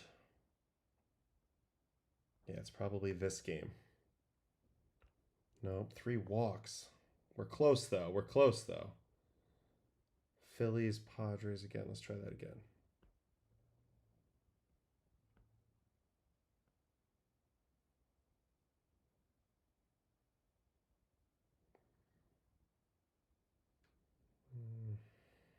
Yeah, this one. This is the other one I was thinking of that was legendarily, ridiculously, stupidly far. And even further than the one today. I mean, when you're in Petco, that seems impossible. But if you hit it 119, yeah, and there's Bryce's face because he thought it was impossible too. This says it all. Are you kidding? Dude, this ball's absolutely hammered.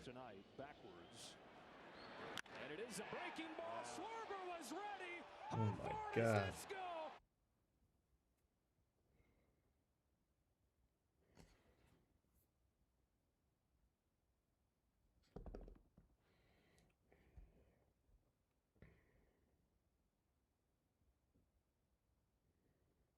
We're saying, what did Schwarber not have a lot of home runs his whole career? I totally thought he did.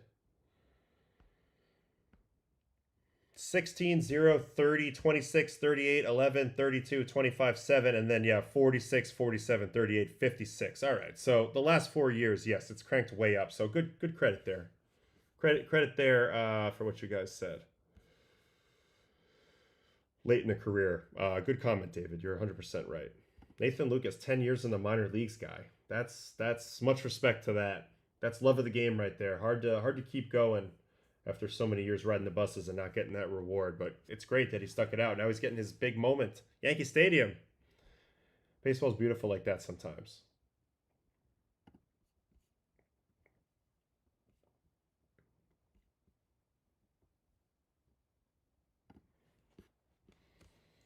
This is a Goodfellas reference, and it's pretty good. It's pretty true.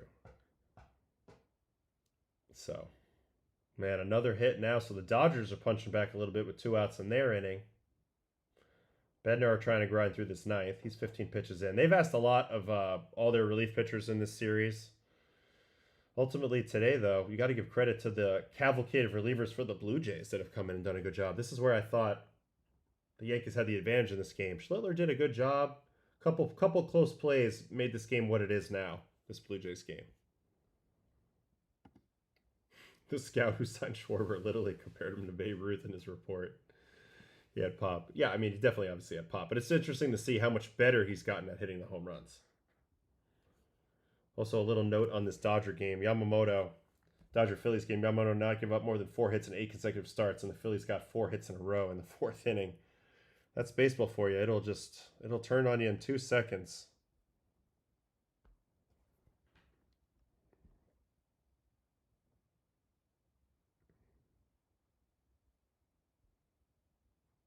Just punched out Barger for the 2nd out in this inning. Bednar.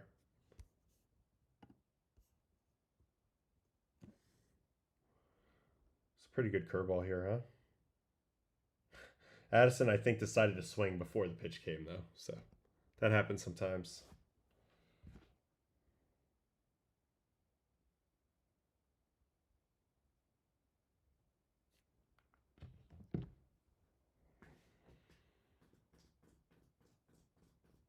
All right, Phillies are out of that, so they have a 3-run lead. They are in control of the game over there. This Yankee game is almost over. Do they give out MVPs for division series?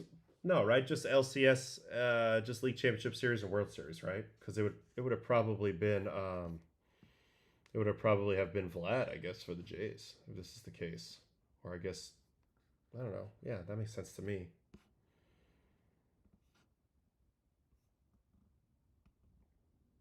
I actually haven't seen this. Senga reacting to the home run. Maybe I have. Maybe I didn't notice it, but I love a nice reaction meme. Very good. Yeah, I don't think they do MVPs, but Vladdy should be it. He would probably be it if that was the case. Also, Ernie Clemento's had a hell of a series. Hell of a series.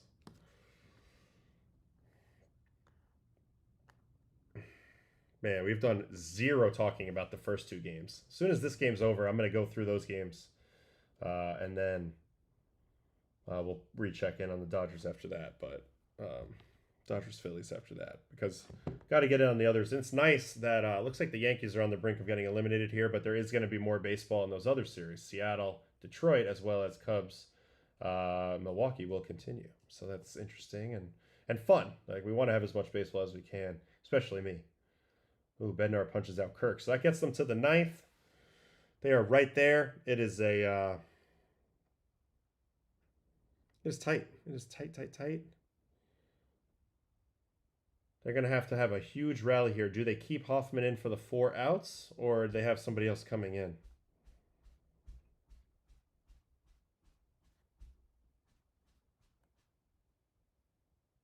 It's annoying when my thing doesn't want to reset.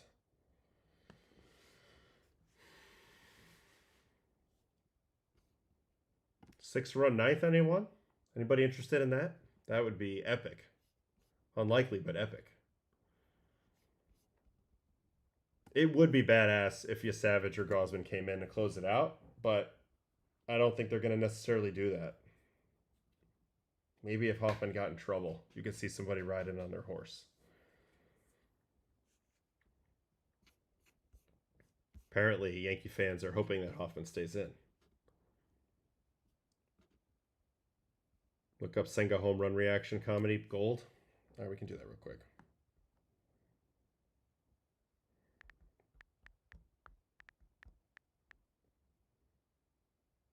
Oh, I think I've seen this. It's when Lindor hit the grand slam. Yeah. Dude. What is this face?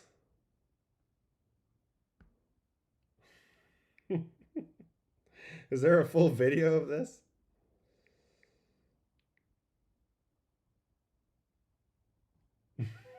What is he doing? Also, these guys were crazy drawing each other's numbers on their faces during the playoffs last year. That was pretty funny. Did he just get locked up? Is he frozen or something? That was super weird. Super weird. Yamamoto's still in there for the Dodgers. They're letting him ride. He's in the 5th now. Still 3-1. Looks like he's going to go back through the order again. I think the Dodgers have the luxury of doing that. They can kind of hold some people back. So it is going to be Hoffman starting off this inning. Looks like they moved Ernie Clement over to 3rd. Connor Falefa is now in at 2nd. So the Blue Jays have their defensive lineup in there trying to put this one to bed.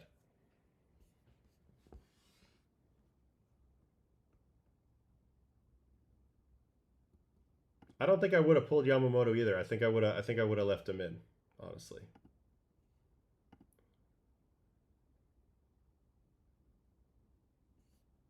David, the answer to this question is people peace out so fast. It's actually scary how fast people leave. There'll be a few that hang around, come clean up their locker the next day, 2 days later, but a lot of people are home in the blink of an eye. Like, a lot of times after a tough playoff loss, especially on the road, like, guys will linger around the clubhouse for a few hours and kind of, hang out, talk a little bit, kind of try to move past it a little bit, realize that, it's over. It was a good ride, nothing they could do. They left it all out there, whatever.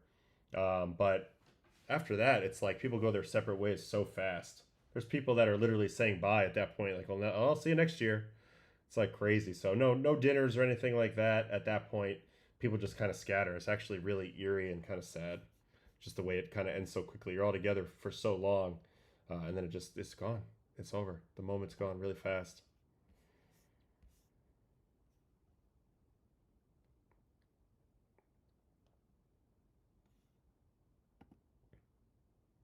Of course they're going to celebrate. The Blue Jays will they'll destroy that Yankee clubhouse. They're going to be like, to win a playoff series, they will freak out.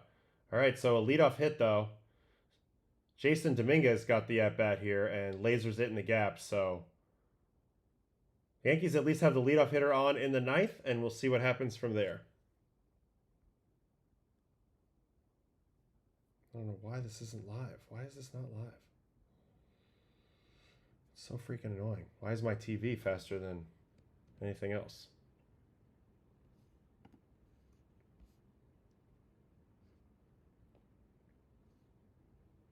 So people are saying Banda might be coming in. I think Yamamoto's going to ride here a little bit. He's got a man on in this inning, but we'll see. All right, now Ahmed Rosario's in facing Hoffman. Yankees are just, they'll take anything but an out. They'll take an error. They'll take a hit by pitch. They'll take a walk. They'll take a hit, obviously. So that's kind of the idea. Just get as many base runners as you can and make it as hard on them as they can. Force the Jays to do something drastic. 1-1 count over there now. This is super weird. Why is it not coming up live? It's so slow on my computer. Oh, they're definitely going to celebrate. You celebrate every round. Rosario hits it, but it's not anywhere near deep enough. 1 out in this inning now. Pops it out to Miles Straw. So now they're down to their last 2 outs. Still down 4 runs in this game. Finally, it will be the top of the order, though, here. It'll be Grisham, Judge, and Bellinger. All right, here comes Doc. First and second, no outs in the 5th. He's going to go get Yamamoto. Phillies are firmly in control of this game. This has gone quite differently than what I expected, and this is what the Phillies needed. This is the crack in the door that they needed to potentially find their way in this series right now.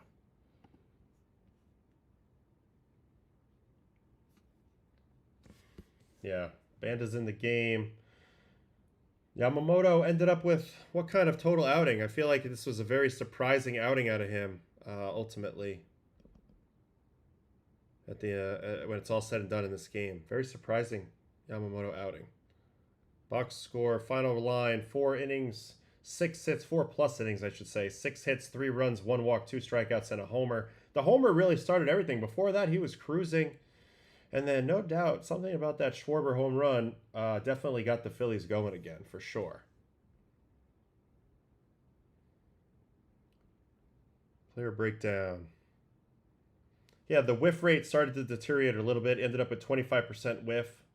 Very interestingly, 0 whiffs on curveball or splitter. I think that would be the culprit. Didn't have the best command or at least the best effectiveness that he would have liked to have on curveball and splitter tonight. And ultimately, typically he dominates with those pitches in terms of whiff. So I think that's a kind of a red flag there, and kind of makes it pretty obvious why this one didn't really work out. 2 outs in the inning. Hoffman just made a nice play off a flip from Vlad Jr. So it looks like the Blue Jays are going to win this thing. Now they're 1 out away. This would be an unprecedented comeback at this point. So, man, Toronto came in and they did it. They kind of took it to the Yankees in this series. This bullpen game really surprised me, but credit to those guys. They're unheralded. They're looked at as the weakness of this team, and they put together a crazy effort. 8 pitchers are going to either give up 1 or maybe 2 runs if they give up a hit here versus the Yankees and eliminate them. So pretty impressive stuff. Aaron Judge up to the plate. This could be the last at-bat of the season, and he swings and misses at the first pitch.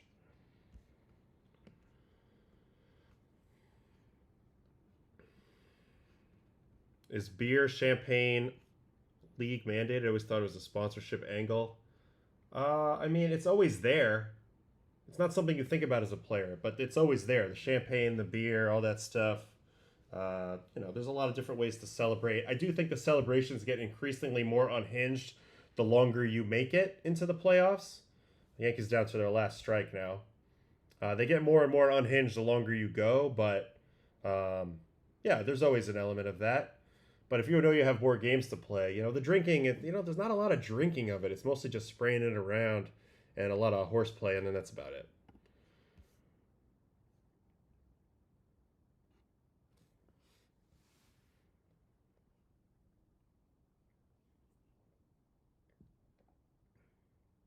Maybe because I have my jailbroken MLB.TV. Ooh, Judge just spanked a ball off the wall. So Judge's not going out. Judge's not going out without a fight.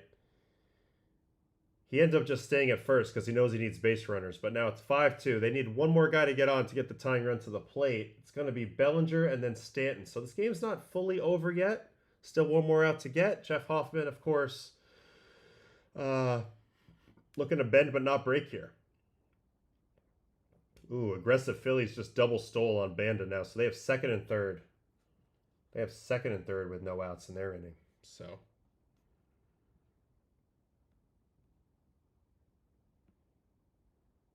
foul ball from Belly. Anyway, that was the culprit, I think, with Yama a little bit, was the just the lack of effectiveness of the splitter and the curveball definitely stand out in that game. Man.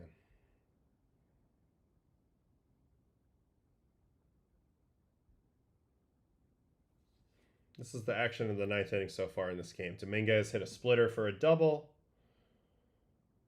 to get the Yankees up their first base run in this inning. Then there was a Rosario fly out to left. Just doesn't quite get it very well. Only 95, kind of an easy play. Then we got a Grisham ground out. This was a nice play by Hoffman, actually, and actually by Vlad, and a flip to Hoffman, which we'll see here on the high home.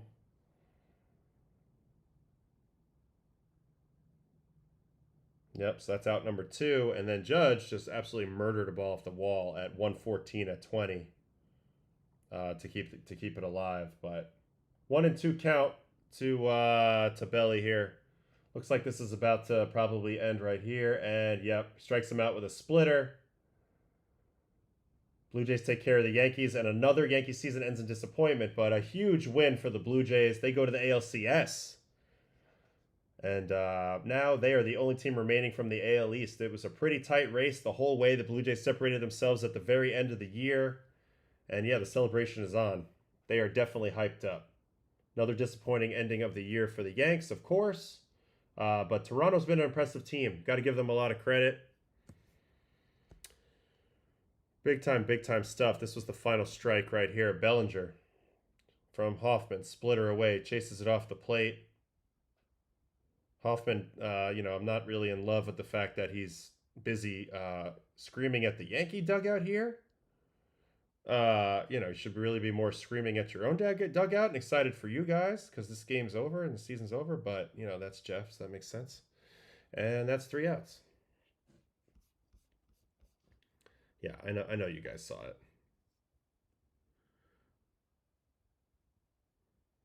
Not that it matters too much, but Blue Jays are on. Tough feeling for Yankee fans. Season comes to an end. It was an uneven year. They had you believing again after that Red Sox series. And it ultimately just doesn't go as far as it's supposed to be.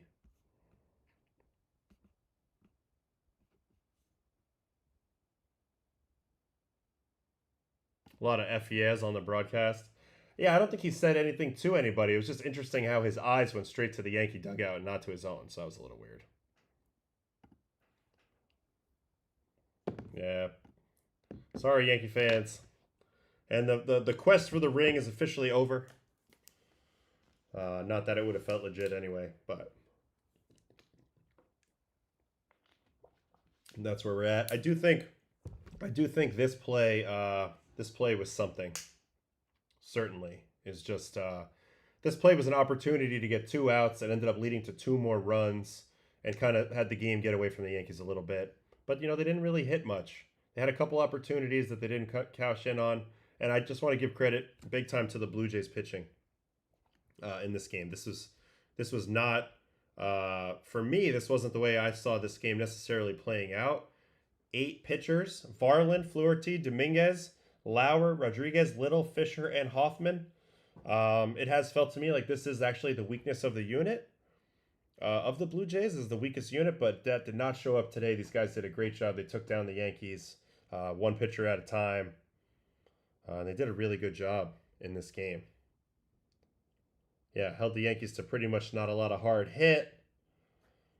And did a nice job. Grisham goes 0 for 5 in front of Judge. That was a big one. Bellinger 0 for 5 behind Judge. So I always say, like, Judge is the the gravitational force in the middle of the lineup.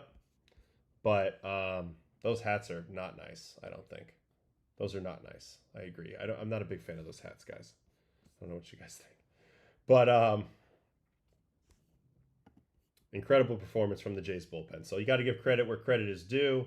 They're moving on. They're going to play the winner of Seattle and Detroit, Game 5. I love their chances against either of those teams. So Toronto's got their best chance to go to the World Series in decades. So feeling really good to be a Canadian baseball fan right now.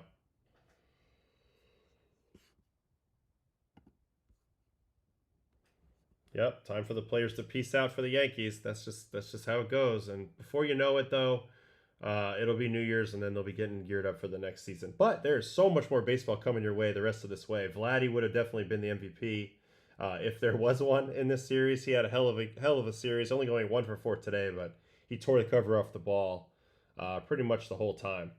So it was really, really good job.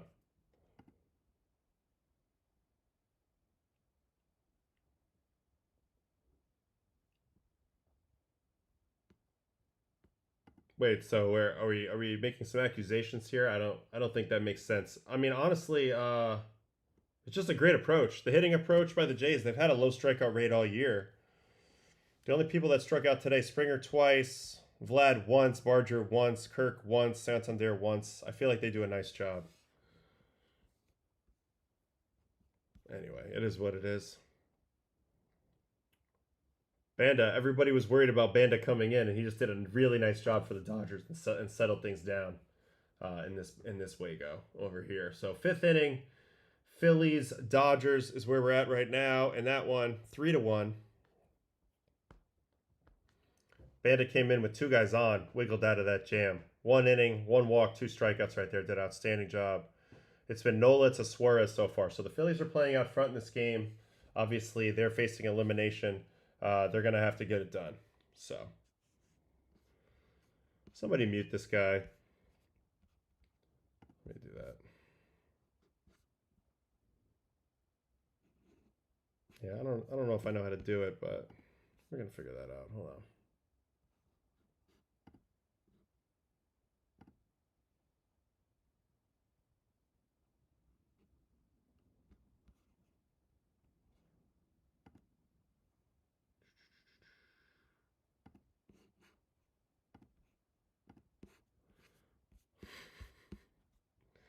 Let's just move on. All right. You know what though? This game's kind of in a dull moment now. Finally, we've kind of seen it. We've kind of seen enough about the Yankees and Blue Jays series. That we'll have plenty of time to digest all that. This Phillies Dodger game is far from over. But the other 2 games that happened today, let's go check up on them. All right. I never really got to fully discuss this Detroit Seattle game. Also, this was also a game that kind of the dynamic flip that I wasn't expecting. Detroit's offense has been really lagging behind, but today they come out with a barrage of home runs. They were actually down 3-0 in this game, and then they came roaring back in the 5th and the 6th. So let's go look at the Detroit 5th and 6th innings in this game. Detroit and Seattle.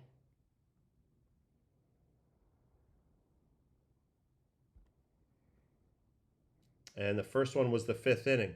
Bryce Miller was on the mound for the Mariners, and he had been doing a nice job before he runs into trouble in this inning second time through. Torkelson takes the split and kind of pops it into second. And then let's see how the rest of this inning goes. McKinstry with a force out, 2-2. Heavy splitter usage, I feel like, from Bryce Miller. I'll definitely check up on that in a second. So he gets the one out there, but then Dylan Dingler, who's been quietly excellent for the Tigers this year in a multiple of ways, comes up with a huge hit. Randy thought he was going to get that, so he doesn't cut down the angle, goes all the way to the wall. That's going to allow the first run to score. And the Tigers are on the board, and they're feeling it a little bit. In Motown, they immediately make the move and go to Gabe Spire, who's been outstanding in this series prior to this game. And it did not play out this way. Detroit makes the move to Jahmai Jones here. Immediately responds with a first pitch double. Just spanking this ball down the line. And the momentum had fully shifted at this point, and then they were able to keep going. Line drive double. Baez, 7-pitch at bat, culminating with a game-tying single here. I don't know why you're throwing anything that close to the strike zone to Javi Baez with 2 strikes, but that's what they did, and they pay the price for it. Javi with a little line drive up the middle. He had a huge game. And then that kind of was the end of the 5th inning. It got a little more hairy, but it got out of it. Spire comes out for the 6th to get his lefty, Riley Green. And this is the 2 pitches to Riley Green. Sinker up in take. And then a slider, which I'm assuming Riley was sitting on. Ends up right into the scoop of his swing, and it's just demolished to right field. 112 at 26, 454 feet. And the Tigers are back in freaking business, baby. Now, this guy, I've mentioned it a lot of times. Riley Green, he clipped me on a sweeper before, bottom of the zone. This is where he crushes the ball. His swing is so uphill, so scoopy. The first pitch fastball, he wanted nothing to do with that. I thought that was a good pitch all up in here. But he stays committed to his plan. He says, I'm going to get a sweeper for a strike. I'm going to get a slider for a strike. It's going to be somewhere here in the bottom of the zone. And I'm going to be able to get on plane because that's my swing. And look at that. Just destroys this ball. It's exactly the pitch that he wants to hit. Now we got sun flare, but this is actually a pretty cool shot. Look how cool the shot is here. This is so dope. But anyway, let me show you the feature of Riley's swing. First of all, very cool, very odd, a little bit of an oddity in today's game.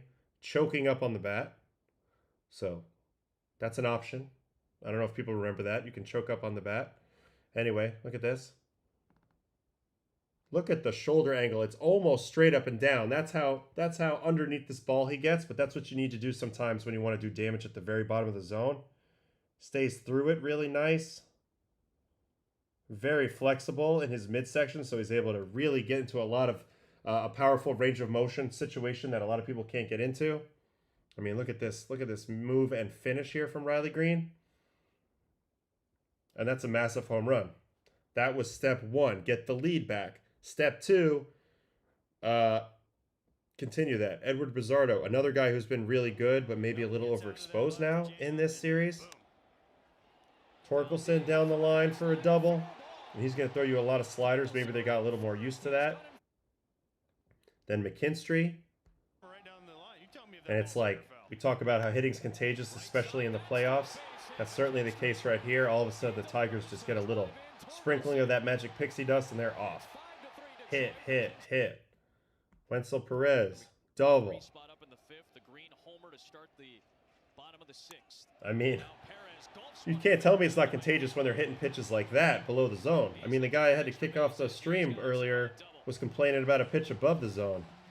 Is this one cheating too? I mean, look at this. This thing's in the freaking ground. Honestly, though, it's just great bat-to-ball skills. Very impressive. And then Javi Baez, let's watch the 2 pitches as he pretty much puts this game to bed. Javi had a great first half, was an all-star, really struggled in the second half, but this was great. He had a great moment here. Oh, launch to left. We got no hit data, but who cares? It's over the fence. Another nice lean back on this home run right here. All of a sudden, a 5-spot real quick, and now 2 more. First playoff home run in 8 years. He's got a great style, I'll tell you that. He's got an unbelievable style at the plate, so it's really cool to watch. Always. And then they had some other homers. Glaber on a 99.2 mile-an-hour sinker. I think this is an Oppo Taco, too. Yep, sure is. Typical Glaber swing. Shoot the ball to right, get it in the air, flip it out. 99 at 34, right down the line-ish. And that made it 8-3. They end up winning it 8-4. Glaber, little step in the bucket, go the other way. Check out the front leg. Look how open he is. This reminds me of the Chris Davis who hit 247 4 years in a row. They used to play for the A's and the Brewers. Not the Chris Davis from the Orioles, the other Chris Davis with the KH spelling. Used to do this a lot. Step in the bucket, and then yet barrel the ball to the opposite field for homers.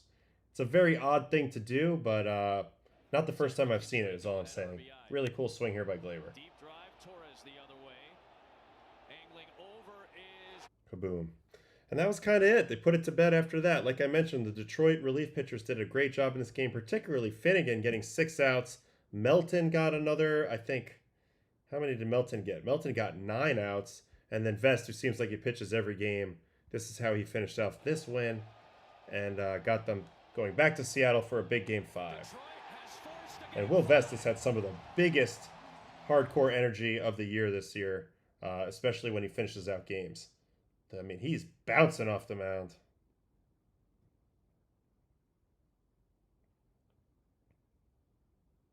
And they're going to need him to bounce off the mound a few more times, particularly in Game 5. So that was the update on that game.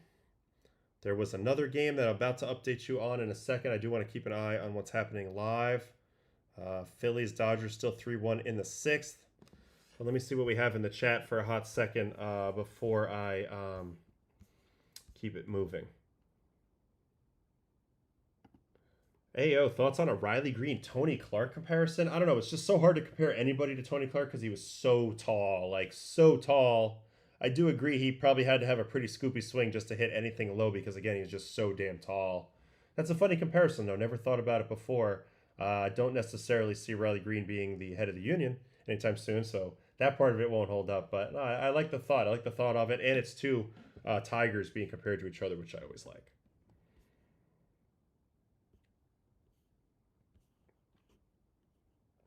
All right, what else we got here?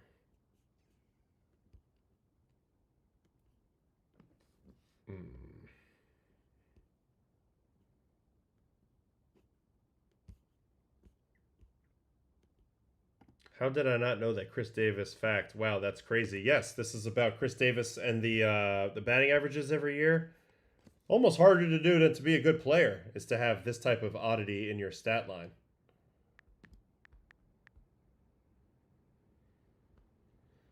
Check out the batting averages from 2015, 247, 2016, 247, 2017, 247, 2018, 247. And, you know, he hit 244 in 2014, so it was almost 5 years in a row.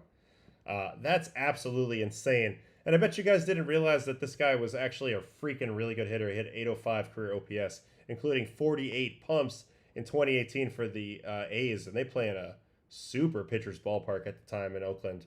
And he was doing the step in the bucket, launch the ball to right field thing. So sometimes around these parts you'll find a crazy fact every now and then. All right. Let me see what we got in the Dodger game for the moment.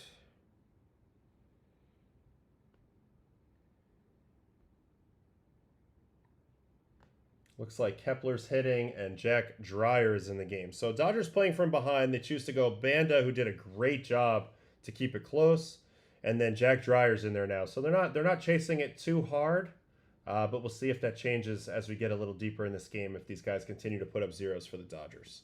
Until then, Philly's definitely in control, although it can't be comfortable only with a 2-run lead in Dodger Stadium. No way, Jose, that's never comfortable. All right, today there was this other game. I don't know if you guys knew, but it was Brewers-Cubs. The initial pitching matchup, which I broke down this morning, was a fascinating one to me. Quinn Priester, who had won something like, the team had won 19 starts in a row that he had made this season. The team had won at least. I think he was 12-0 in that span. And I said, you know, he's sort of due to have some crazy shit happen to him or to be a little off at some point. But I didn't know if it would be today. It did turn out to be that way as the Cubs got all 4 runs in the first inning. And that's the only runs they end up getting in the game. And again, credit to their pitching staff. Tyone, 4 innings, 2 runs. Pomeranz, Palencia, Kittredge, Thielbar, and especially Brad Keller, who pitched out of a crazy situation in the 8th and then was able to get it done in the 9th. So we'll watch a lot of this. This was a really, really interestingly managed game on both sides. You know, Priester gets pulled in the first. Mears gets through that.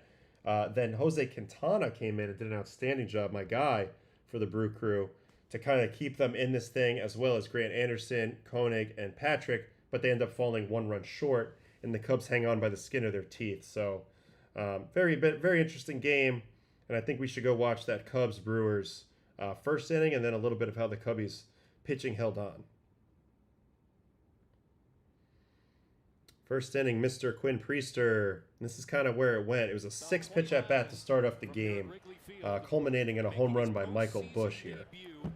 He's a big sinker cutter type of pitcher. Pitches off the barrel a lot, but has good velocity on both of these pitches, and generally pretty good command. He's a strike thrower. I broke down actually Quinn earlier in the year when he was on early in the year on this show when he had one of his early runs of dominance. 14.4 IVB on a cutter is exceptional. That's basically like pretty good backspin. And then on top of it, he's getting into the negative, so that ball's it's truly going left a little bit. And you can see here, this is a backdoor cutter. Now, in the camera angle, you can't see it very well, but this pitch starts off the plate away and then sneaks back on the corner at 93. Very hard pitch. Very, very hard pitch to pull the trigger on. And then the sinker that he has goes the other way. So that's a little lesson on what Quinn's bringing to the table. He also has that curveball, but it's not a huge part of his game yet. It's mostly sinkers, cutters. Sinker middle down. Hart probably beating 1,000,000 miles an hour as Bush holds his swing and the count runs full. 2-2, and then cutter 92-4. Lots of strikeouts in the series. And this one is the old cutter down the middle, right on left. This is the pitch that haunts my dreams all the time. He makes the mistake here, which I get. There's nobody on in the first. You have a 1-run lead. You don't want to give up a walk, but he chucks it right down the middle. And this ball gets popped out of here. Bush with a drive, right field. Frelick goes back to the track, to the wall. All right, so that was how the inning started. Then Nico Horner on a 6-pitch at-bat is going to poke a hit here. Little line drive right back up the box, and there's 2 on. I mean, the first 2 at-bats go really well. Then he started to lose the strike zone, which I thought was interesting. Horner can run as Tucker tries to lay Tucker down with the a bunt, and it's weird foul. bunt attempt because they were playing back. We'll see how many times they try to lay down a bunt. Only did it 10 times during the regular season. Oh my God, who is this idiot?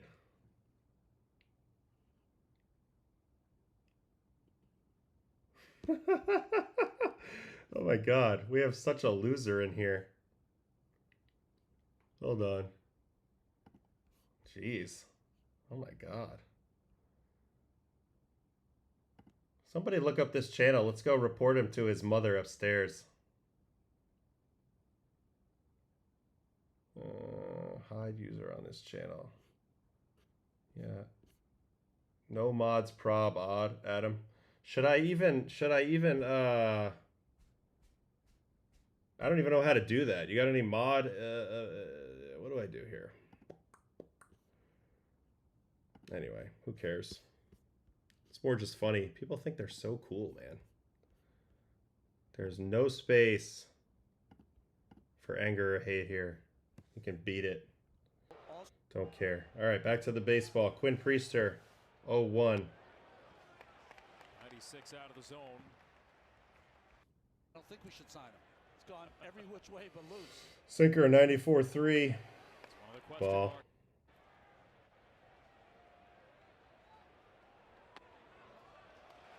Ball. 3-1 coming here again. Front door attempt. And he just lost the strike zone a little bit here. That was actually a strike, kind of boxed back there by Contreras. But all of a sudden, like, he didn't get what he wanted on those first 2 at-bats. And then he kind of got a little out of his element a little bit here. And it ends up leading to a big inning. Here's a 2-2 to Suzuki. This ball's actually hit pretty well. Got kind of lucky that it's really deep over there in the corner, and this is actually a stupidly good play by Sal Frelick. Holy sheesh. What a play this was.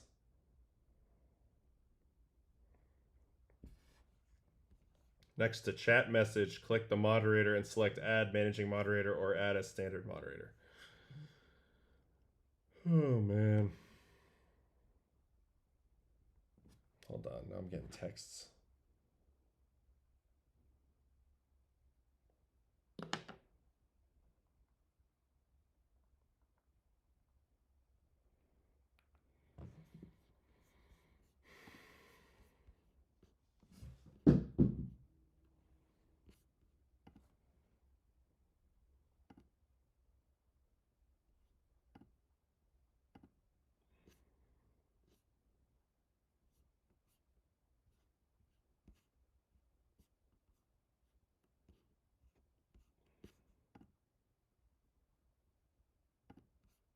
I think I have the moderator in there now. I don't know. Whatever, we'll see. See how this goes.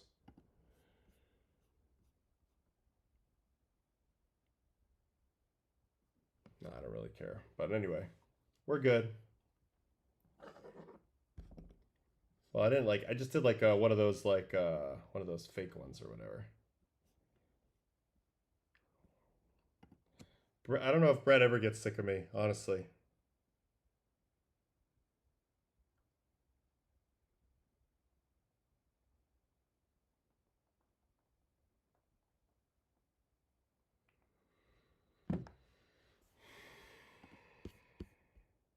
All right. Anyway, let's see what else happened here. That was the first inning. There was actually a huge hit here by PCA, right? Yeah, this is the big hit. So then he lost the zone again. He walks Happ. Priester's payoff is ball 4. Ball away. And then this was the big hit. So this guy's been pressing a lot. I want to watch this whole at bat. PCA just can't help but swing right now, and I get it. You know, I get it. He wants to do so good so far. I mean, so badly. But this is what I would do if I was pitching against him too. I would constantly throw some pitches that look like strikes that aren't strikes and try to get him to continue to expand. So they try that there. Gets the 1-1. Here's the 1-1 sinker down, ball, 2-1, and now he has to throw him a strike, and this is where he becomes dangerous. Once anything in the zone is dangerous to this guy, the best that you can hope for is to get ahead and then make him expand, but this is where he wants to be. There's nowhere to put him. You have to come over the plate. The guy doesn't have great command right now, and this made a shaky outing into a bad outing with this pitch right here. 85-mile-an-hour slider, kind of middle up. PCA's all over it, lines it into right. And that was it. That was it for Priester. Doesn't make it out of the first. Bunch of runs score here. And it's a solid first inning for the Cubbies.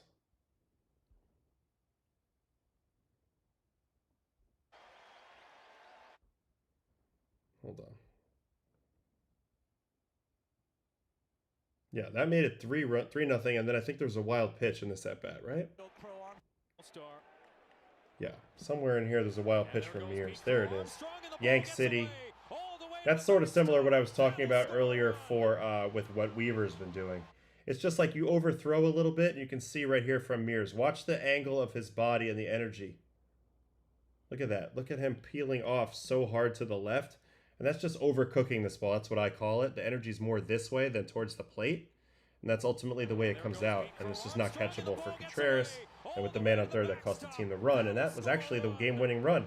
You don't know it at the time because it's the first inning and just seems like a shit show first inning. But that fourth run was huge. That fourth run was crazy. So after that, they had to grind out the rest of the way. J-Mo did a pretty good job, but that first run that scored was crazy. Watch this. This is literally how they get their first run. Little infield pop-up, and nobody can see it. The sun was brutal in this game. Not that it's an excuse, but nobody knew where the ball was. Nobody knew who to go, like where to go get it. And then on top of that, nobody's covering second. So a lot of things went wrong here at once. And one of the things that's a little underrated that went wrong on this play is Dansby, who is like Mr. Baseball IQ, kind of thinks he's going to have to get involved in the catching of it, so he goes for it. And that leaves nobody covering second, where they have an easy force out here. And also center field, PCA was a little slow to see it happening too. So kind of a weird play there. That ends up leading to the first run of the game for the Brewers with this sac fly. Sal Frelick is the one who gets it done here off J-Mo. But J-Mo does a good job, I thought. Tyone, that is. Jameson Tyone does a good job, in my opinion, here of limiting the damage. I think that's a big key in moments like this. One run rarely kills you. But if this would have been a 2 or 3 spot, this would have really undone the Cubs big time and all their plans. This was the... Where's the second run? This one. In the fourth inning, they chip away a little further. Again, this whole game was under stress for the Cubs pitchers. They ended up getting their way through it and doing a really, really great job. But at the end of the day, this game was really, really, really stressful game for the Cubs on the mound. So here, that was another hit. That got it to first and third, 2 outs. Then J-Mo needed a big hit there. And then here's how he wiggles out of this. First and third. They go for the bunt, but they're all over it. And to the point where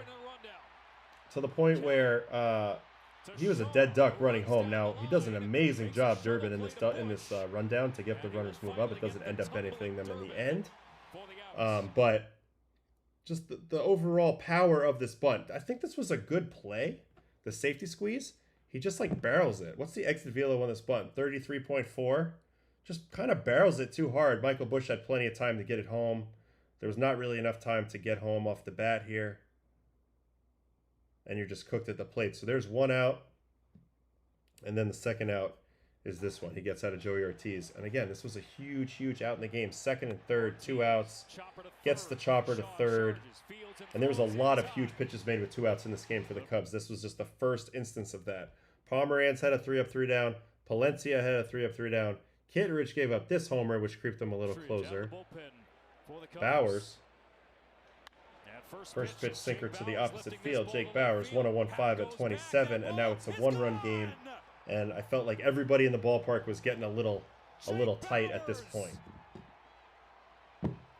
There's the classic Cubs throwing the ball back on the field here, out of the bleachers.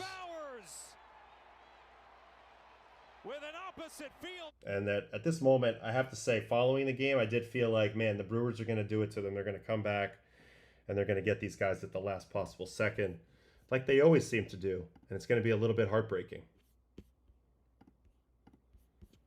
All right. Also so he gets through the 7th, and then the 8th, this is what I was talking about. The 8th got very hairy. Chourio leads off with a double off Kittredge. This was 3 pitchers to get through the 8th for the Cubbies. Of course, Chourio, who we're not sure is going to play at all, has got the hamstring thing. He finds a way to get on base here. Yeah, you can see he's not even running very well. Kind of gingerly runs into second, but gets that leadoff double. He's been unbelievable. And also, very odd that PCA doesn't catch this ball. Been watching PCA catch balls all year, but I want to see where his initial positioning is, because he felt like he had to run an awfully long way. So he's playing slightly in the oppo gap. I think we need a different color here so we can see it. He's playing slightly in the oppo gap, and let's see where this ball lands. Cubs have one of the better high home cameras in the game. So it lands about here. So he had to go a pretty far away, obviously. But let's look at his jump off the bat. How was his initial move? This is what he's known for, is that initial jump. I feel like that's not his best jump. Anyway, ball drops in, man on second to start off this inning. Theobar. So this is a grind to get through this inning now for the Cubs. Theobar comes in, gets his man. The first one up with a nice slider there to Terang. Then a 6-pitch at bat leads to this 3-2 pitch to William Contreras. Really good take in the dirt. First and second, 1 out. Sal Frelick. First pitch sweeper. Throws it up the middle. Typical double play ball, except he's fast as crap, so he's safe. And the inning continues. First and third, 2 outs. Keller in the game. He walks. 4-pitch walk. So let's watch Keller's nail-biting outing here. Sinker in ball. This is going to be a 4-pitch walk, but we got to see all the pitches here to get a sense of just how on the edge this game was.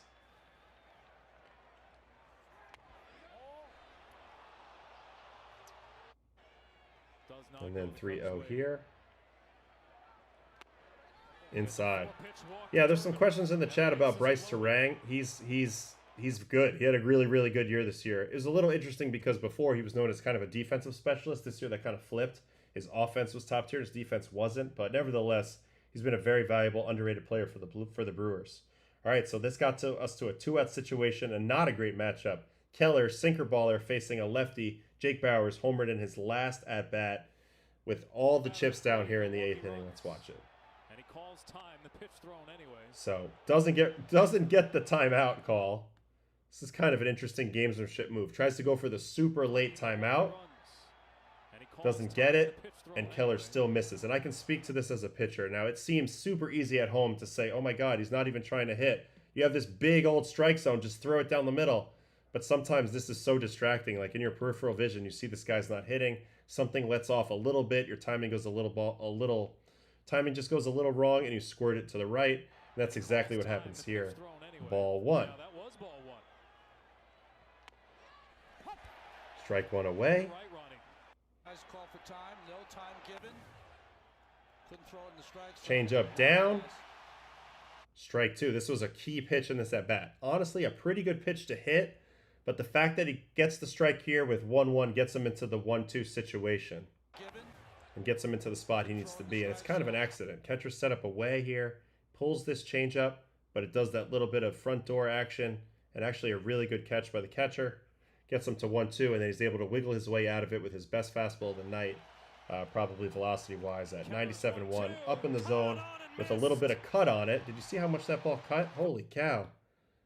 97 with negative 4.3 is an electric cutter. This is an electric cutter right here, and you can see it on its ball flight. It goes left, but it stays up, and he tips it right into the mitt.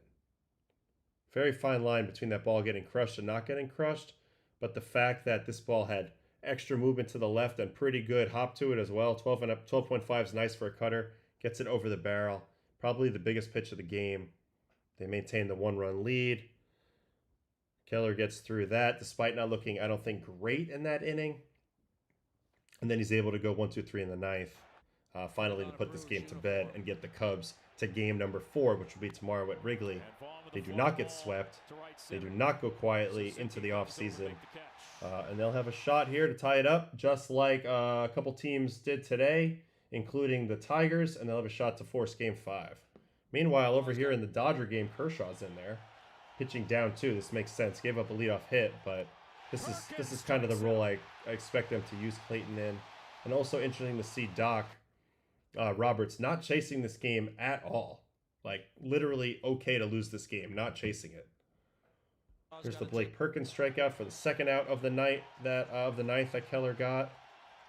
Just beats him up top. Another really good cutting fastball. Negative 1.9 inches of horizontal break, so that ball's tailing to the glove side, in on a lefty, away from a righty, and still has excellent vert on it, 15.6 at unbelievable velocity, 96.3. So this has a lot of layers why this is a really good pitch and why it blows away Perkins here, despite it being pretty much middle. And then the final out of the game is a Christian Yelich ground out, and the Cubs live to fight another day. Nice play there by Horner. And this is a good series. It's going to be interesting to see what the matchup is going to look like tomorrow. I haven't even got into thinking about that yet.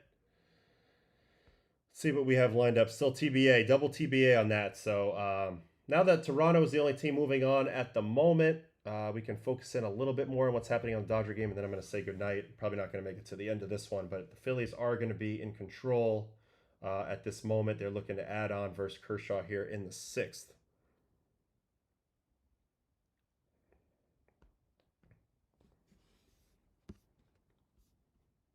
Let's see what we got here. Yeah, Kershaw's in right now. He's a beast. He could have easily won 5 Cy Youngs. He could have. I mean, he's definitely. I think he's the best pitcher of my generation. So that's what I think of the guy. A lot of in talking on here in the chat. That's fine. It's nice. I like that.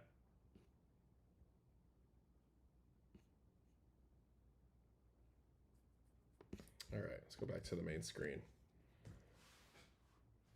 Looks like Schwarber's coming up now. Oh, he just walked. So first and second. So Clayton not getting off to a great start in this game.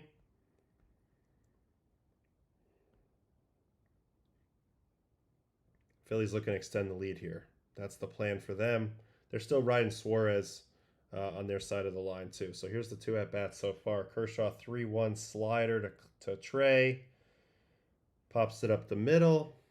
And then Schwarber 5-pitch walk. Here's the 3-1. Didn't want to give him to Kyle, of course.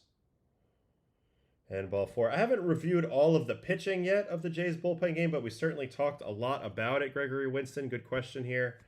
I definitely talked a lot about the fact that this was something that was looked at as a perceived weakness for the Jays coming into this series. I don't want to click on that. Coming into this series. And sure enough, it's a bullpen game that puts the series down. Again, 8 pitchers. Varlind, Fluharty, Dominguez, Lauer, Rodriguez, Little, Fisher, and Hoffman all get it done in a really impressive job. It's really hard to have 8 people pitch well in one game, and they were able to pull that off today with only one tiny little blemish here, one tiny little blemish there. So for the most part, I definitely wanted to shout out the Jays bullpen and comment on that a little bit. Sanchez tomorrow. for this matchup if it keeps going. Who's going to be on the mound for the Dodgers? Will it be are they able to come back around to Ohtani? I don't know. Yeah, this is a good question for the next round. Now it's a 7-game series, and you might need a 4th starter. Does Chris Bassett or Scherzer get onto the playoff roster for the CS? I would guess yes. Oh God, bad base running by Schwarber, and the Dodgers get a free out. Holy cow! Okay, so we're looking at Glasnow game 4, Ohtani game 5. If this holds up, interesting. Did you guys see this play that just happened?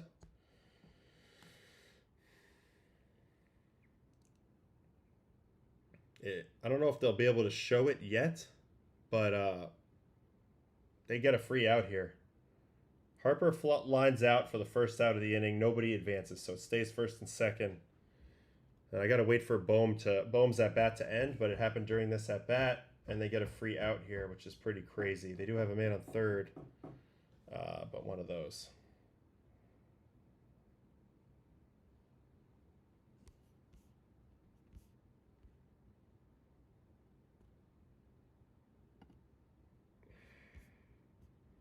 Oh my God, these guys just two guys just loving it.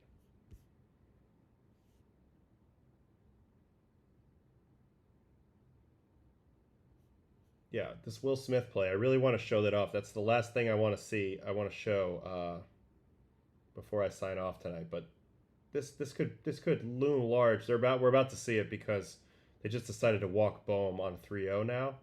But this could loom large if Kershaw's able to get Marsh out, and then the Dodgers end up coming back. This free out is going to be a big deal. So I'm waiting for this to pop up on the walk, and then we'll show you the free out. Yeah, right here. Here's the high home on it. So the ball's in the dirt, and everybody thinks about running, but Schwarber gets caught because the lead runner doesn't really go. Will Smith sees it and is able to throw behind and get the out. So I'm going to show you a little bit what's going on here. When you have two guys on base at the same time, base runner 1, base runner 2, base runner 1 has to kind of keep his eyeballs, we'll do that with the yellow, has to keep his eyes on this runner. He can't just blindly go to second base without knowing what this runner is going to do. So Schwarber is watching the runner in front of him, Trey Turner. Knowing that Trey's pretty aggressive, he's expecting Trey to probably go. So as soon as he sees Trey do this move where he breaks and heads towards third, Schwarber commits to second himself. So he thinks that he's gone, and then he realizes, oh no, Trey threw on the brakes. I got to throw on the brakes. But it's a little different for the big boy to throw on the brakes than the little Gumby, Trey Turner, who can just kind of go bing, bing and cut back really fast. Freddie smartly just stands there, but then he's paying attention. He sees everything happen, and as soon as he sees Schwarber go to throw on the brakes, Freddie comes and slides in behind. Will Smith, with excellent court vision here, fires behind him, and they get the free out. And that could loom super large as Kershaw's now in a 2-strike count, trying to put away Marsh. So I want to break that down really quick. That's a big-time play in this game that could loom large, depending on how this inning shakes out.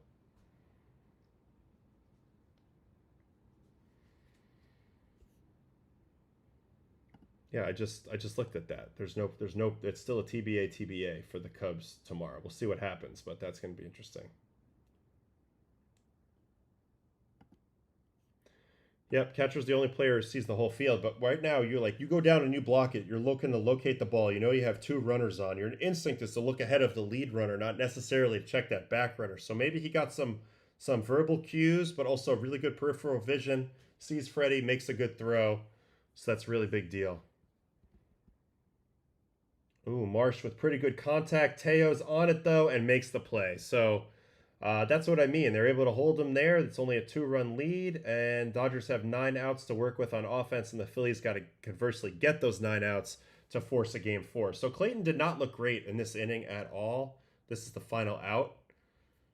Pretty good swing here, 108 miles an hour off the bat of Marsh, but goes right to Teoscar. So a little bit of benefiting, finally a little luck going Clayton's way in a playoff game, and he does his job. So honestly, I think I'm kind of burned out. This has been really fun, but we'll recap tomorrow on Baseball and Coffee, and we'll see how this one ended up. But anyway, it's been a pretty good time, mostly hanging out today, I would say. We had a lot of stuff to cover, so it was because of the way that Blue Jays Yankees game was going. It was kind of hard to cover everything in a row in a nice, clean way today. But we did our best, and I think it was a fun stream overall. Thanks for everybody in both chats that hung out, even the people that acted a little out of control. They can kindly not come back next time. But other than that, happy for everybody else to hang out, and we'll do it again tomorrow on Baseball and Coffee, and we'll continue to follow these playoffs, which have been pretty damn electric to this point. So thanks so much, everybody who hung out, and have a great night. Good night, everybody.